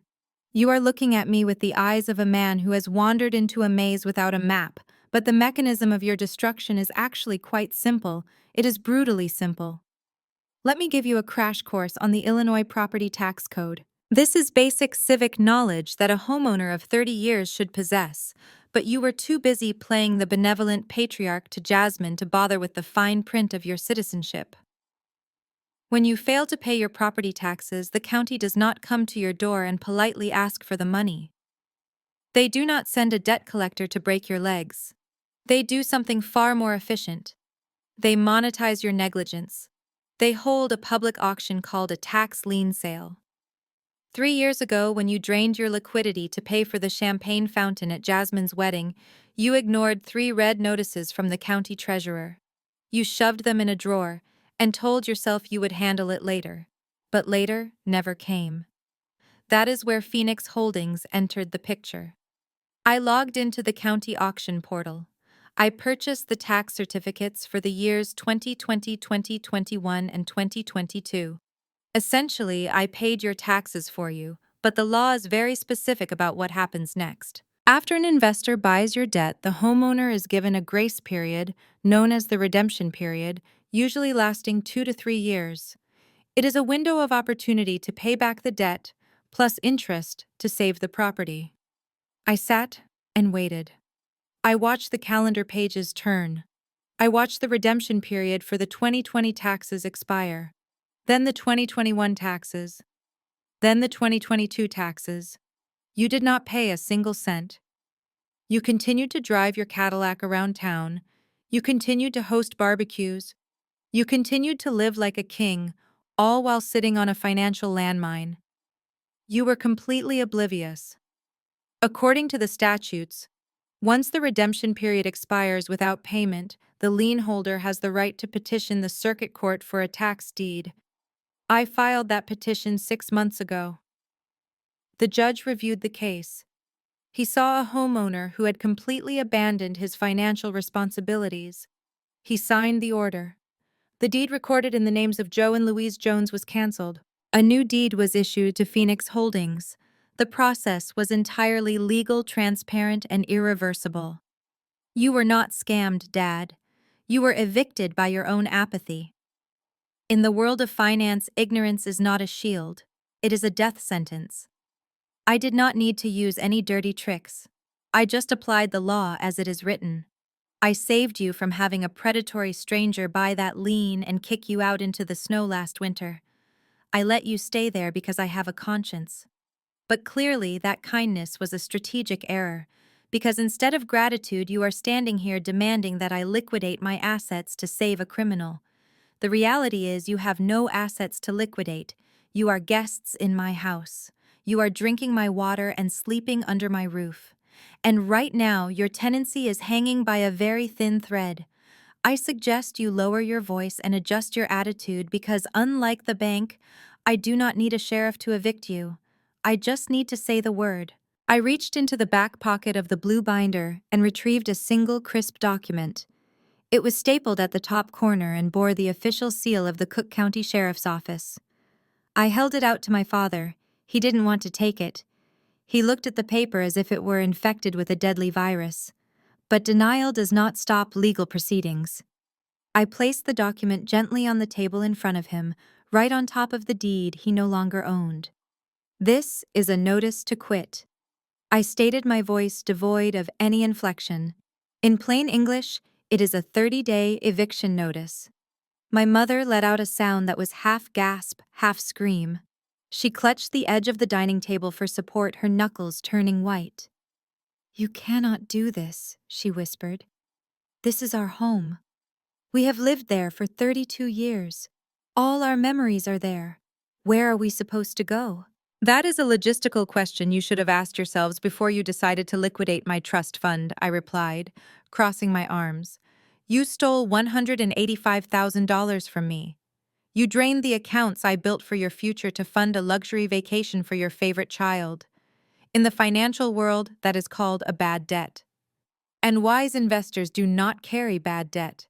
They liquidate assets to cover the loss." I walked over to the window, looking out at the city one last time before turning back to face the ruin of my family. I am putting the house on the market on the 1st of the month. I have already spoken to a realtor. Given the current market value in Oak Park, the sale should net exactly enough to reimburse me for the theft, cover the 3 years of back taxes I paid, and settle the legal fees for the eviction process. It is a perfect zero-sum calculation. I am not doing this to be cruel. I am doing this to be whole. You took my liquidity, so I am taking your equity. My father stared at the eviction notice, his eyes watering. He looked like a man watching his life burn down in slow motion. "Nia, please," he begged, his voice cracking. "We are your parents. You cannot put us on the street. We are old. Who will rent to us with no money and a foreclosure on our record?" "Maybe you can stay with Jasmine," I suggested, the sarcasm cutting through the air like a knife.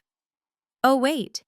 She is currently living in a house that is about to be seized by the FBI as a proceed of crime. It seems the Golden Child does not have a guest room for you anymore." I walked to the door and held it open again. This time there was no hesitation in my movement. "You have 30 days. That is 720 hours. I suggest you spend less time worrying about Hunter's bail money and more time looking for a cheap storage unit for your furniture. If you are not out by the deadline, the sheriff will remove your belongings to the curb. And Dad, do not try to take the chandeliers. They are fixtures. They belong to the house, and the house belongs to me. Goodbye." My mother has always been a woman of verticality. She stands tall. She looks down on people. She holds her chin high to ensure the world sees her best angle. In my 35 years of life, I have never seen her lower her center of gravity for anyone, not even God. She treats Sunday service like a social event, not a spiritual one. But the prospect of poverty has a way of bending the stiffest spines. As the reality of the 30-day deadline settled into her consciousness, the matriarch crumbled. It was not a graceful faint. It was a mechanical failure. Her legs simply stopped supporting the weight of her denial. She hit the floor with a heavy, wet thud. Her expensive handbag slid across the polished marble, spilling a lipstick and a roll of breath mints. And then she did the unthinkable. She crawled. She moved across the few feet of space between us on her hands and knees and wrapped her arms around my ankles. I felt the fabric of my tailored trousers strain under her desperate grip. I stood perfectly still, looking down at the top of her head, at the gray roots she usually hid with expensive salon appointments she could no longer afford. Nia, she choked out, tilting her head back to look up at me. Her face was a ruin of running mascara and terror. You cannot do this. I am your mother. I am 60 years old. I cannot live in a storage unit. I cannot go to a shelter. Look at me. Look at what you are doing to me. She was weeping, but I listened closely to the frequency of her cries. I analyzed the data in her voice. There was no contrition there. There was no acknowledgement of the theft. There was no, I am sorry I hurt you. There was only the primal selfish fear of a creature losing its habitat. She was not kneeling because she respected me. She was not kneeling because she loved me. She was kneeling because she had done the math and realized I was the only thing standing between her and the abyss. I will do anything, she babbled, clutching tighter, her fingernails digging into my leg. I will cook for you. I will clean this apartment. I will tell Jasmine she is wrong. I will never speak to Hunter again. Just let us stay. Please, Nia, do not humiliate us like this. What will the church say? What will my friends say if they find out I am homeless? That was the core of it. Even on her knees begging for her survival, she was worried about the gossip circle. She was worried about the optics. She was bargaining with her dignity to save her social standing. It was a grotesque display of narcissism masquerading as desperation. She was willing to become my servant not to repair our relationship, but to maintain the illusion of her life. I did not pull away immediately. I let her stay there for a moment, absorbing the image. The woman who had slapped me yesterday, who had called me unlovable, who had demanded I fund her golden child's criminal defense, was now reducing herself to a pathetic heap in my foyer. It was the total collapse of the power dynamic. The Empress had no clothes, no castle, and no subjects left to command. Get up, Louise. I said, my voice cold and distant. You are wrinkling my suit, and you are embarrassing yourself. You are not willing to change. You are just willing to beg. And I am not in the business of accepting charity cases, especially not from people who bite the hand that feeds them. Save your energy for packing. You are going to need it. I reached down and peeled my mother's fingers from my pant leg one by one. It required force. Her grip was hysterical, the desperate clutch of a drowning woman trying to pull a lifeguard under with her. But I did not flinch. I did not soften. Once I was free, I did not offer her a hand to help her stand. I stepped over her. I literally stepped over the woman who gave birth to me as if she were a discarded coat left on the floor. It was a cold movement devoid of malice but stripped of all sentimentality. I needed to physically traverse the obstacle she represented to get to my future. I walked across the expansive living room, the sharp click of my heels on the hardwood, echoing like a metronome counting down the final seconds of our relationship. I did not look back. I walked straight to the floor-to-ceiling windows that overlooked the Chicago skyline. The city was alive below me. The cars were moving in steady streams of red and white light. The lake was a vast breathing entity of blue. The world was huge, infinite, and full of possibility, and the drama occurring behind me suddenly felt microscopic. I spoke to the glass. I watched their reflection in the window pane, two small huddled figures in a room that was too big and too expensive for them to understand. You are asking the wrong daughter for salvation, I said, my voice calm and conversational. You spent 30 years betting on a different horse. You poured all your resources, all your adoration, and all your pride into Jasmine. You told everyone at church she was the special one. She was the beauty. She was the prize. You told me I was the worker bee, the sturdy one, the one who didn't need attention. I took a sip of my coffee, which was still warm. So go to her. Go to your masterpiece. Ask Jasmine to take you in. Ask Jasmine to pay for your heart medication and your groceries. Ask her to buy you a new house to replace the one you lost. I paused, letting the silence stretch until it was painful. Oh, that is right. You cannot. Because your masterpiece is currently unemployed. She has no skills. She has no degree because you told her she did not need one. She has no husband because he is currently being processed at a federal detention center. She cannot even feed herself, let alone carry the dead weight of two elderly parents. You backed a loser mother. You bet everything on a fantasy, and now that the fantasy has crashed, you want to cash out with the daughter you ignored. But the bank is closed. I turned my head slightly, just enough to catch my mother's eye in the reflection. She was still on the floor, staring at my back with a look of pure horror. This is the end. Do not call me when you leave. Do not come to my office. Do not send me birthday cards. If you get sick, call 911. If you get hungry, call Jasmine. As of this moment, I am an orphan by choice. You have the daughter you always wanted. And that is exactly what you deserve. Now please remove yourselves from my property. I have work to do. The deadline arrived with the punctuality of a Swiss watch. There were no extensions. There were no last-minute reprieves. The sun beat down on Maple Street with an indifference that felt cruel. 30 days ago, my father had stood in my penthouse and lectured me about legacy. Today, he was bent double under the weight of a cardboard box labeled kitchen, struggling to lift it into the back of a rented moving truck that had clearly seen better days. The scene was a masterclass in fallen grandeur. There were no professional movers. Movers cost money, and the Jones family was currently insolvent. So the patriarch had to do the heavy lifting himself. I watched from my car parked half a block away with tinted windows rolled up. My father looked smaller than I had ever seen him. His polo shirt was soaked with sweat, his bald head gleaming in the harsh light. He stumbled slightly as he walked up the metal ramp, his knees protesting against the labor. He wasn't moving into a new estate. He was moving into a 2-bedroom apartment in a neighborhood he used to make jokes about. My mother emerged from the front door carrying a lamp and a stack of framed photos. She was not wearing her Sunday best. She was wearing old leggings and a t-shirt I hadn't seen in a decade. She looked shell-shocked. She moved with a robotic sluggishness, placing items into the truck without any system or care.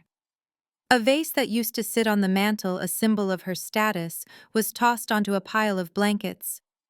It didn't matter anymore. The stage was being dismantled and the props were just junk. And then there was Jasmine. If the neighbors were looking for a tragedy to gossip about, she was the headline act. The girl who had flown to Paris in couture was now standing on the curb in a stained gray tracksuit that was 2 sizes too big. Her hair, usually a glossy mane of extensions and blowouts, was pulled back into a messy, greasy bun. She wasn't carrying a box. She wasn't helping her elderly parents load the heavy furniture. She was simply standing there, clutching a plastic trash bag full of clothes to her chest, sobbing. It wasn't a pretty cry. It was an ugly, heaving sob of a child who has finally been told no. She looked at the house, my house, with a look of pure longing. She wasn't mourning the loss of the family home. She was mourning the loss of her backdrop. She was mourning the background for her selfies.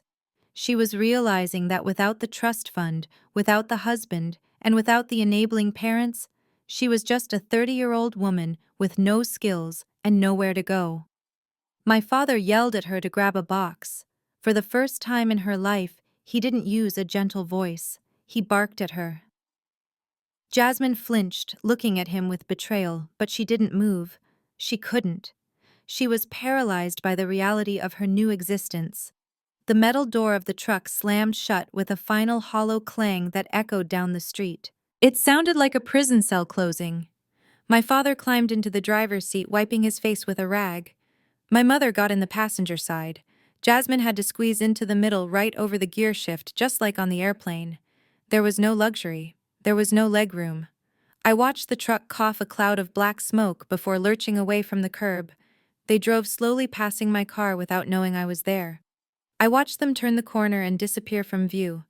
I looked back at the house. The lawn was green. The windows were dark. It was empty. It was quiet. It was finally completely mine. I put my car in gear and drove in the opposite direction. I didn't feel sad. I felt light. The audit was closed. The balance was zero. And I had a life to live. 6 months is a long time in the world of finance. but it is an eternity in the life of a socialite who has lost her audience. I had not spoken to my family since the day the moving truck rattled down Maple Street. I had not unblocked their numbers. I had not searched for their names. I assumed they were surviving, likely leeching off a distant cousin or maxing out credit cards in someone else's name. I did not expect to find the answer to whatever happened to Jasmine in the checkout lane of a big box retailer on a Tuesday evening. I was buying supplies for a charity drive my firm was sponsoring. My assistant was out sick, so I was pushing my own cart through the fluorescent-lit aisles of a Walmart on the outskirts of the city.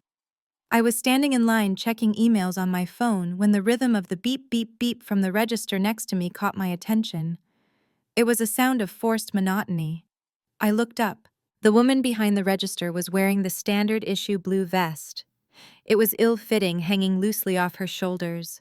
Her hair, once her crowning glory of expensive extensions and professional blowouts, was pulled back into a messy utilitarian bun held together by a cheap plastic clip.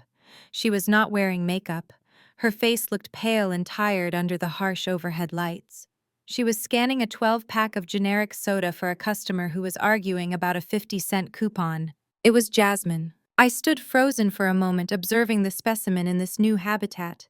The girl who had refused to fly economy, who had thrown a tantrum because her hotel room didn't have a view of the Eiffel Tower, was now standing on her feet for minimum wage arguing about coupons. She looked older. The petulance around her mouth had deepened into bitter lines. Her fingernails, formerly long and manicured with intricate designs, were short and unpolished. She finished the transaction and handed the receipt to the customer. She sighed a heavy, exhausted sound and looked up to signal the next person in line. Her eyes swept across the queuing area and locked onto mine. Time seemed to suspend. I saw the recognition hit her like a physical slap. I saw her eyes widen. I saw her hand instinctively go to her hair, a phantom reflex from a life she no longer lived. She looked at my tailored wool coat. She looked at the expensive leather bag on my shoulder. Then she looked at her own blue vest. For a second, I thought she might scream. I thought she might launch into one of her famous tirades about how unfair the world was. But she did not. The fight had been ground out of her. Instead of confronting me, she did something far more telling. She looked down. She turned her body slightly away, shielding her name tag, as if that could hide her identity. She started grabbing items from her conveyor belt with frantic, clumsy speed, refusing to look up again. She pretended I was a ghost. She pretended she didn't exist. I did not step out of line. I did not go over to say hello. I did not offer her money. I simply watched her work. I watched the golden child bow her head to the reality of labor. The universe had finally balanced the ledger. She wanted a life of leisure without earning it, and now she was earning a living with no leisure. It was poetic. It was just. I paid for my items in silence. As I walked toward the automatic doors, I glanced back one last time. Jasmine was still looking down, scanning a bag of frozen peas trapped in the loop of her own consequences. I walked out into the cold night air, got into my car, and drove home. I slept better that night than I had in years. Federal courtrooms are designed to strip you of your humanity. They are cold, sterile boxes of wood and stone where dreams go to die. I was not there to see Hunter Davis receive his sentence, but the court transcripts paint a vivid picture. The man who once bragged about disrupting the tech industry stood before a federal judge in a suit that was 2 sizes too big, likely borrowed from a public defender's closet. There were no investors cheering for him. There was no Jasmine blowing him kisses. There was just the dry, monotone reading of the verdict. 8 years in a federal correctional facility. But Hunter was a narcissist to the bitter end, and a narcissist never accepts blame alone. If he was going down, he was going to ensure that everyone who ever benefited from his proximity went down with him. As the judge prepared to finalize the restitution order, Hunter's lawyer stood up. He announced that his client had cooperated fully with the investigation and wished to disclose the beneficiaries of the stolen funds to aid in asset recovery. Hunter pointed a shaking finger at the gallery. He did not point at the empty space where I should have been. He pointed directly at my parents, Joe and Louise Jones, who were huddled in the back row, clutching their Bibles, praying for a miracle. He told the court everything. He detailed the dinners. He listed the vacations. He provided receipts for the designer handbags he had gifted my mother and the golf clubs he had bought my father. He argued that while he may have solicited the funds, my parents were the ones who enjoyed the lifestyle. He claimed they pressured him to maintain the image of success, forcing him to take bigger and bigger risks. He painted them not as victims, but as accomplices who were happy to look the other way as long as the champagne kept flowing. The law is nuanced, but the IRS is not. While my parents were not criminally charged with fraud, they were hit with a reality that was perhaps even more painful. They were subject to a clawback suit. The government determined that the gifts and experiences they had enjoyed over the last 3 years were paid for with the proceeds of crime. Therefore, they were liable for restitution. My father, a man who had already lost his home and his car, was handed a civil penalty of $60,000. He stood up in the courtroom, his face turning a dangerous shade of purple, stammering that he didn't know. He shouted that he was an innocent man. He shouted that Hunter was a liar. The bailiff had to tell him to sit down or be held in contempt. Hunter turned to look at them one last time before the marshals led him away. He didn't look remorseful. He didn't look sad. He looked satisfied. He had successfully shifted some of the weight of his failure onto the people who had worshipped him. The son-in-law they had chosen over their own daughter, the man they had praised as a visionary while belittling my hard work, had just delivered the final fatal blow to their financial existence. They left the courthouse not just broken, but destitute, carrying a debt they would never live long enough to repay. The wolf they invited to dinner had finally finished eating. The nameplate on the door changed today. It no longer reads Senior Associate, it reads Director of Forensic Services. The meeting with the managing partners was short, professional, and incredibly lucrative. They did not ask me about my family. They did not ask for a loan. They asked for my expertise, and they offered me a compensation package that made my previous salary look like an allowance. As I shook Mr. Henderson's hand, I felt a weight lift off my shoulders that I hadn't realized I was still carrying.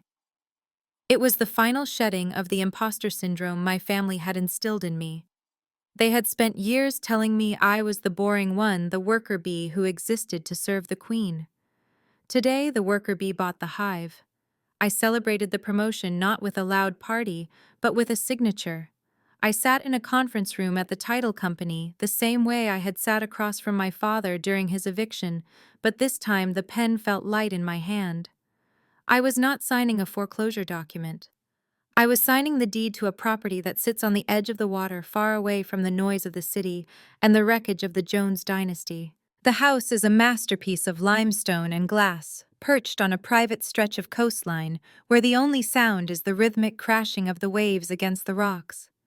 It is not a house designed to impress neighbors. The driveway is hidden, and the perimeter is secure. It is a house designed for peace. As I walked through the front door for the first time, as the owner, the silence was absolute. There were no arguments echoing in the hallway. There were no desperate pleas for money. There was only the sound of the wind and the vast open horizon. I poured a glass of vintage Pinot Noir, a bottle I bought simply because I liked the label, not because I needed to prove my wealth to anyone, and stepped out onto the terrace. The sun was setting, painting the water in shades of violet and gold. I thought about Jasmine scanning items at Walmart under the harsh fluorescent glare. I thought about Hunter sitting in a concrete cell staring at a steel toilet. I thought about my parents in their cramped apartment drowning in the debt of their own making. For years, I believed that revenge had to be loud. I thought it had to be a screaming match or a public shaming. I was wrong. Revenge is quiet. Revenge is standing on your own balcony, breathing air that belongs to you, knowing that your bank accounts are full and your conscience is clear. Revenge is the freedom to answer your phone or let it ring, knowing that whoever is on the other end cannot take anything from you ever again. I took a sip of the wine. It tasted like victory. The audit of my life was finally complete. The liabilities had been liquidated. The assets had been secured, and for the first time in 35 years, the bottom line was overwhelmingly positive. I turned my back on the darkening land and looked out at the water. The storm was over. The view was beautiful, and it was all mine. 36. That was the number on the cake sitting in the center of the reclaimed wood table on my terrace. In previous years, my birthday was always treated as a logistical inconvenience by the Jones administration. It was usually combined with Jasmine's half-birthday or forgotten entirely, until I reminded them, at which point I would be allowed to pay for a dinner where my father would complain about the service, and my mother would criticize my outfit. The air would be thick with unspoken debts and conditional love. But tonight the air smelled of salt water and charcoal. I looked around the table at the people I had invited. There was Marcus, a senior analyst who had stayed late with me every night during tax season without asking for overtime. There was Sarah, my college roommate, who had let me sleep on her couch when I first moved to the city and was too proud to ask my parents for help. There was David, the architect, who designed this house and who had become a confidant during the construction process. There were no blood relatives present. There were no shared genetics. Yet for the first time in my life, I felt completely and utterly at home. The conversation flowed effortlessly. We talked about politics, art, and bad dates. We laughed until our sides hurt about a mishap with the barbecue grill. But the most deafening sound of the evening was what was missing. There was no tension. There was no subtext. Nobody was scanning the room to see if there was someone more important to talk to. Nobody was waiting for a lull in the conversation to ask for a loan. Nobody looked at my new house with calculation, wondering how much equity they could extract from it.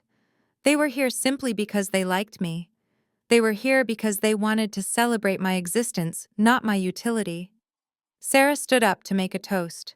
She raised a glass of cheap Prosecco because we didn't need the expensive stuff to have a good time, and looked at me with genuine warmth. "To Nia," she said, smiling. "The smartest woman I know, and finally the happiest." I felt a lump form in my throat. It was a foreign sensation. I was used to steeling myself against criticism, not absorbing praise. I looked at their faces illuminated by the soft glow of the string lights. I realized that my father was wrong. He had told me that the world was cold, and that only family would protect you.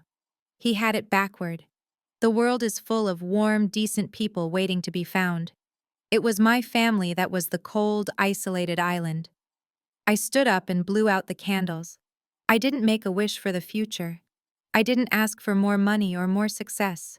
I simply wished for this moment to freeze in time. I cut the first slice of cake and handed it to Marcus. He didn't ask me for a favor in return. He just said thank you. It is a strange and beautiful thing to realize that you can choose your tribe. I had spent 35 years trying to buy the love of people who were incapable of selling it. Now at 36, I was getting it for free. The ledger was closed, the bad debt was written off, and as I took a bite of the cake, I tasted nothing but sweetness. This was my new beginning. This was my real family, and we were just getting started. The laughter from the table behind me fades into a soft, ambient hum as I step toward the edge of the terrace. The wind off the lake is cool, but for the first time in my life, I do not feel a chill. I feel an impenetrable warmth that comes from within. I turn away from the dark horizon and look directly into the lens. I look at you, because I know there are others out there. I know you are watching this and checking your bank account to see if you can afford to fix your mother's car again. I know you are reading text messages that start with guilt and end with a request for a transfer. I know you are tired. For 3 decades, I thought that saying no was an act of betrayal. I thought that my value as a human being was directly tied to my utility. I believed that if I stopped paying, I would stop being loved. My father called it loyalty. My mother called it duty. But I found the correct term in my accounting textbooks. It is called usury. It is an extraction of resources that leaves the host depleted and the parasite hungry for more. I treated my family like a charity case, but charities have mandates and audits. My family just had a bottomless pit of entitlement. I want you to listen to me very carefully. Biology is an accident of birth. It is not a suicide pact. Sharing DNA with someone does not give them the right to cannibalize your future. I spent years trying to build a foundation on quicksand, thinking that if I just poured enough concrete, if I just wrote a big enough check, the ground would stabilize. It never did. It just swallowed everything I threw into it. There is a proverb that I used to read and dismiss thinking it was too harsh.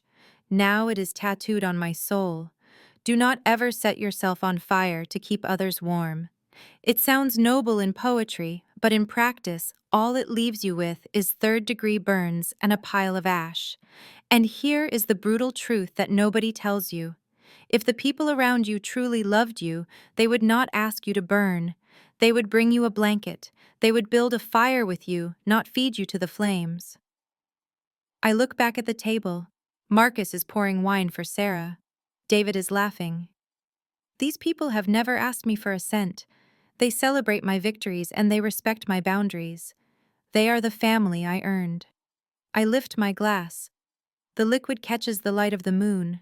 So this is a toast to the black sheep, to the scapegoats, to the strong ones who are exhausted from carrying the weight of the world. Put it down. Walk away. Let them call you selfish. Let them call you cold. Let them spin their narratives while you spin your own success. Your life belongs to you. The audit is over. The debt is canceled. You are free. I take a slow sip. The taste is rich and complex. I offer a small, knowing smile to the camera as the view widens, pulling back to show not just me, but the sturdy, beautiful home I built on solid ground. The most profound lesson from Nia's journey is that financial abuse often disguises itself as family loyalty. We are conditioned to believe that supporting our blood relatives is an unconditional duty, even when it comes at the cost of our own stability and mental health. However, true love is reciprocal, not parasitic. Nia teaches us that setting boundaries is not an act of cruelty, but an act of necessary self-preservation. You cannot save people who are determined to drown, nor should you ever set yourself on fire just to keep others warm. Your worth is defined by your character, not your utility. Review your own life ledger today. If a relationship costs you your peace, it is too expensive. Close the account.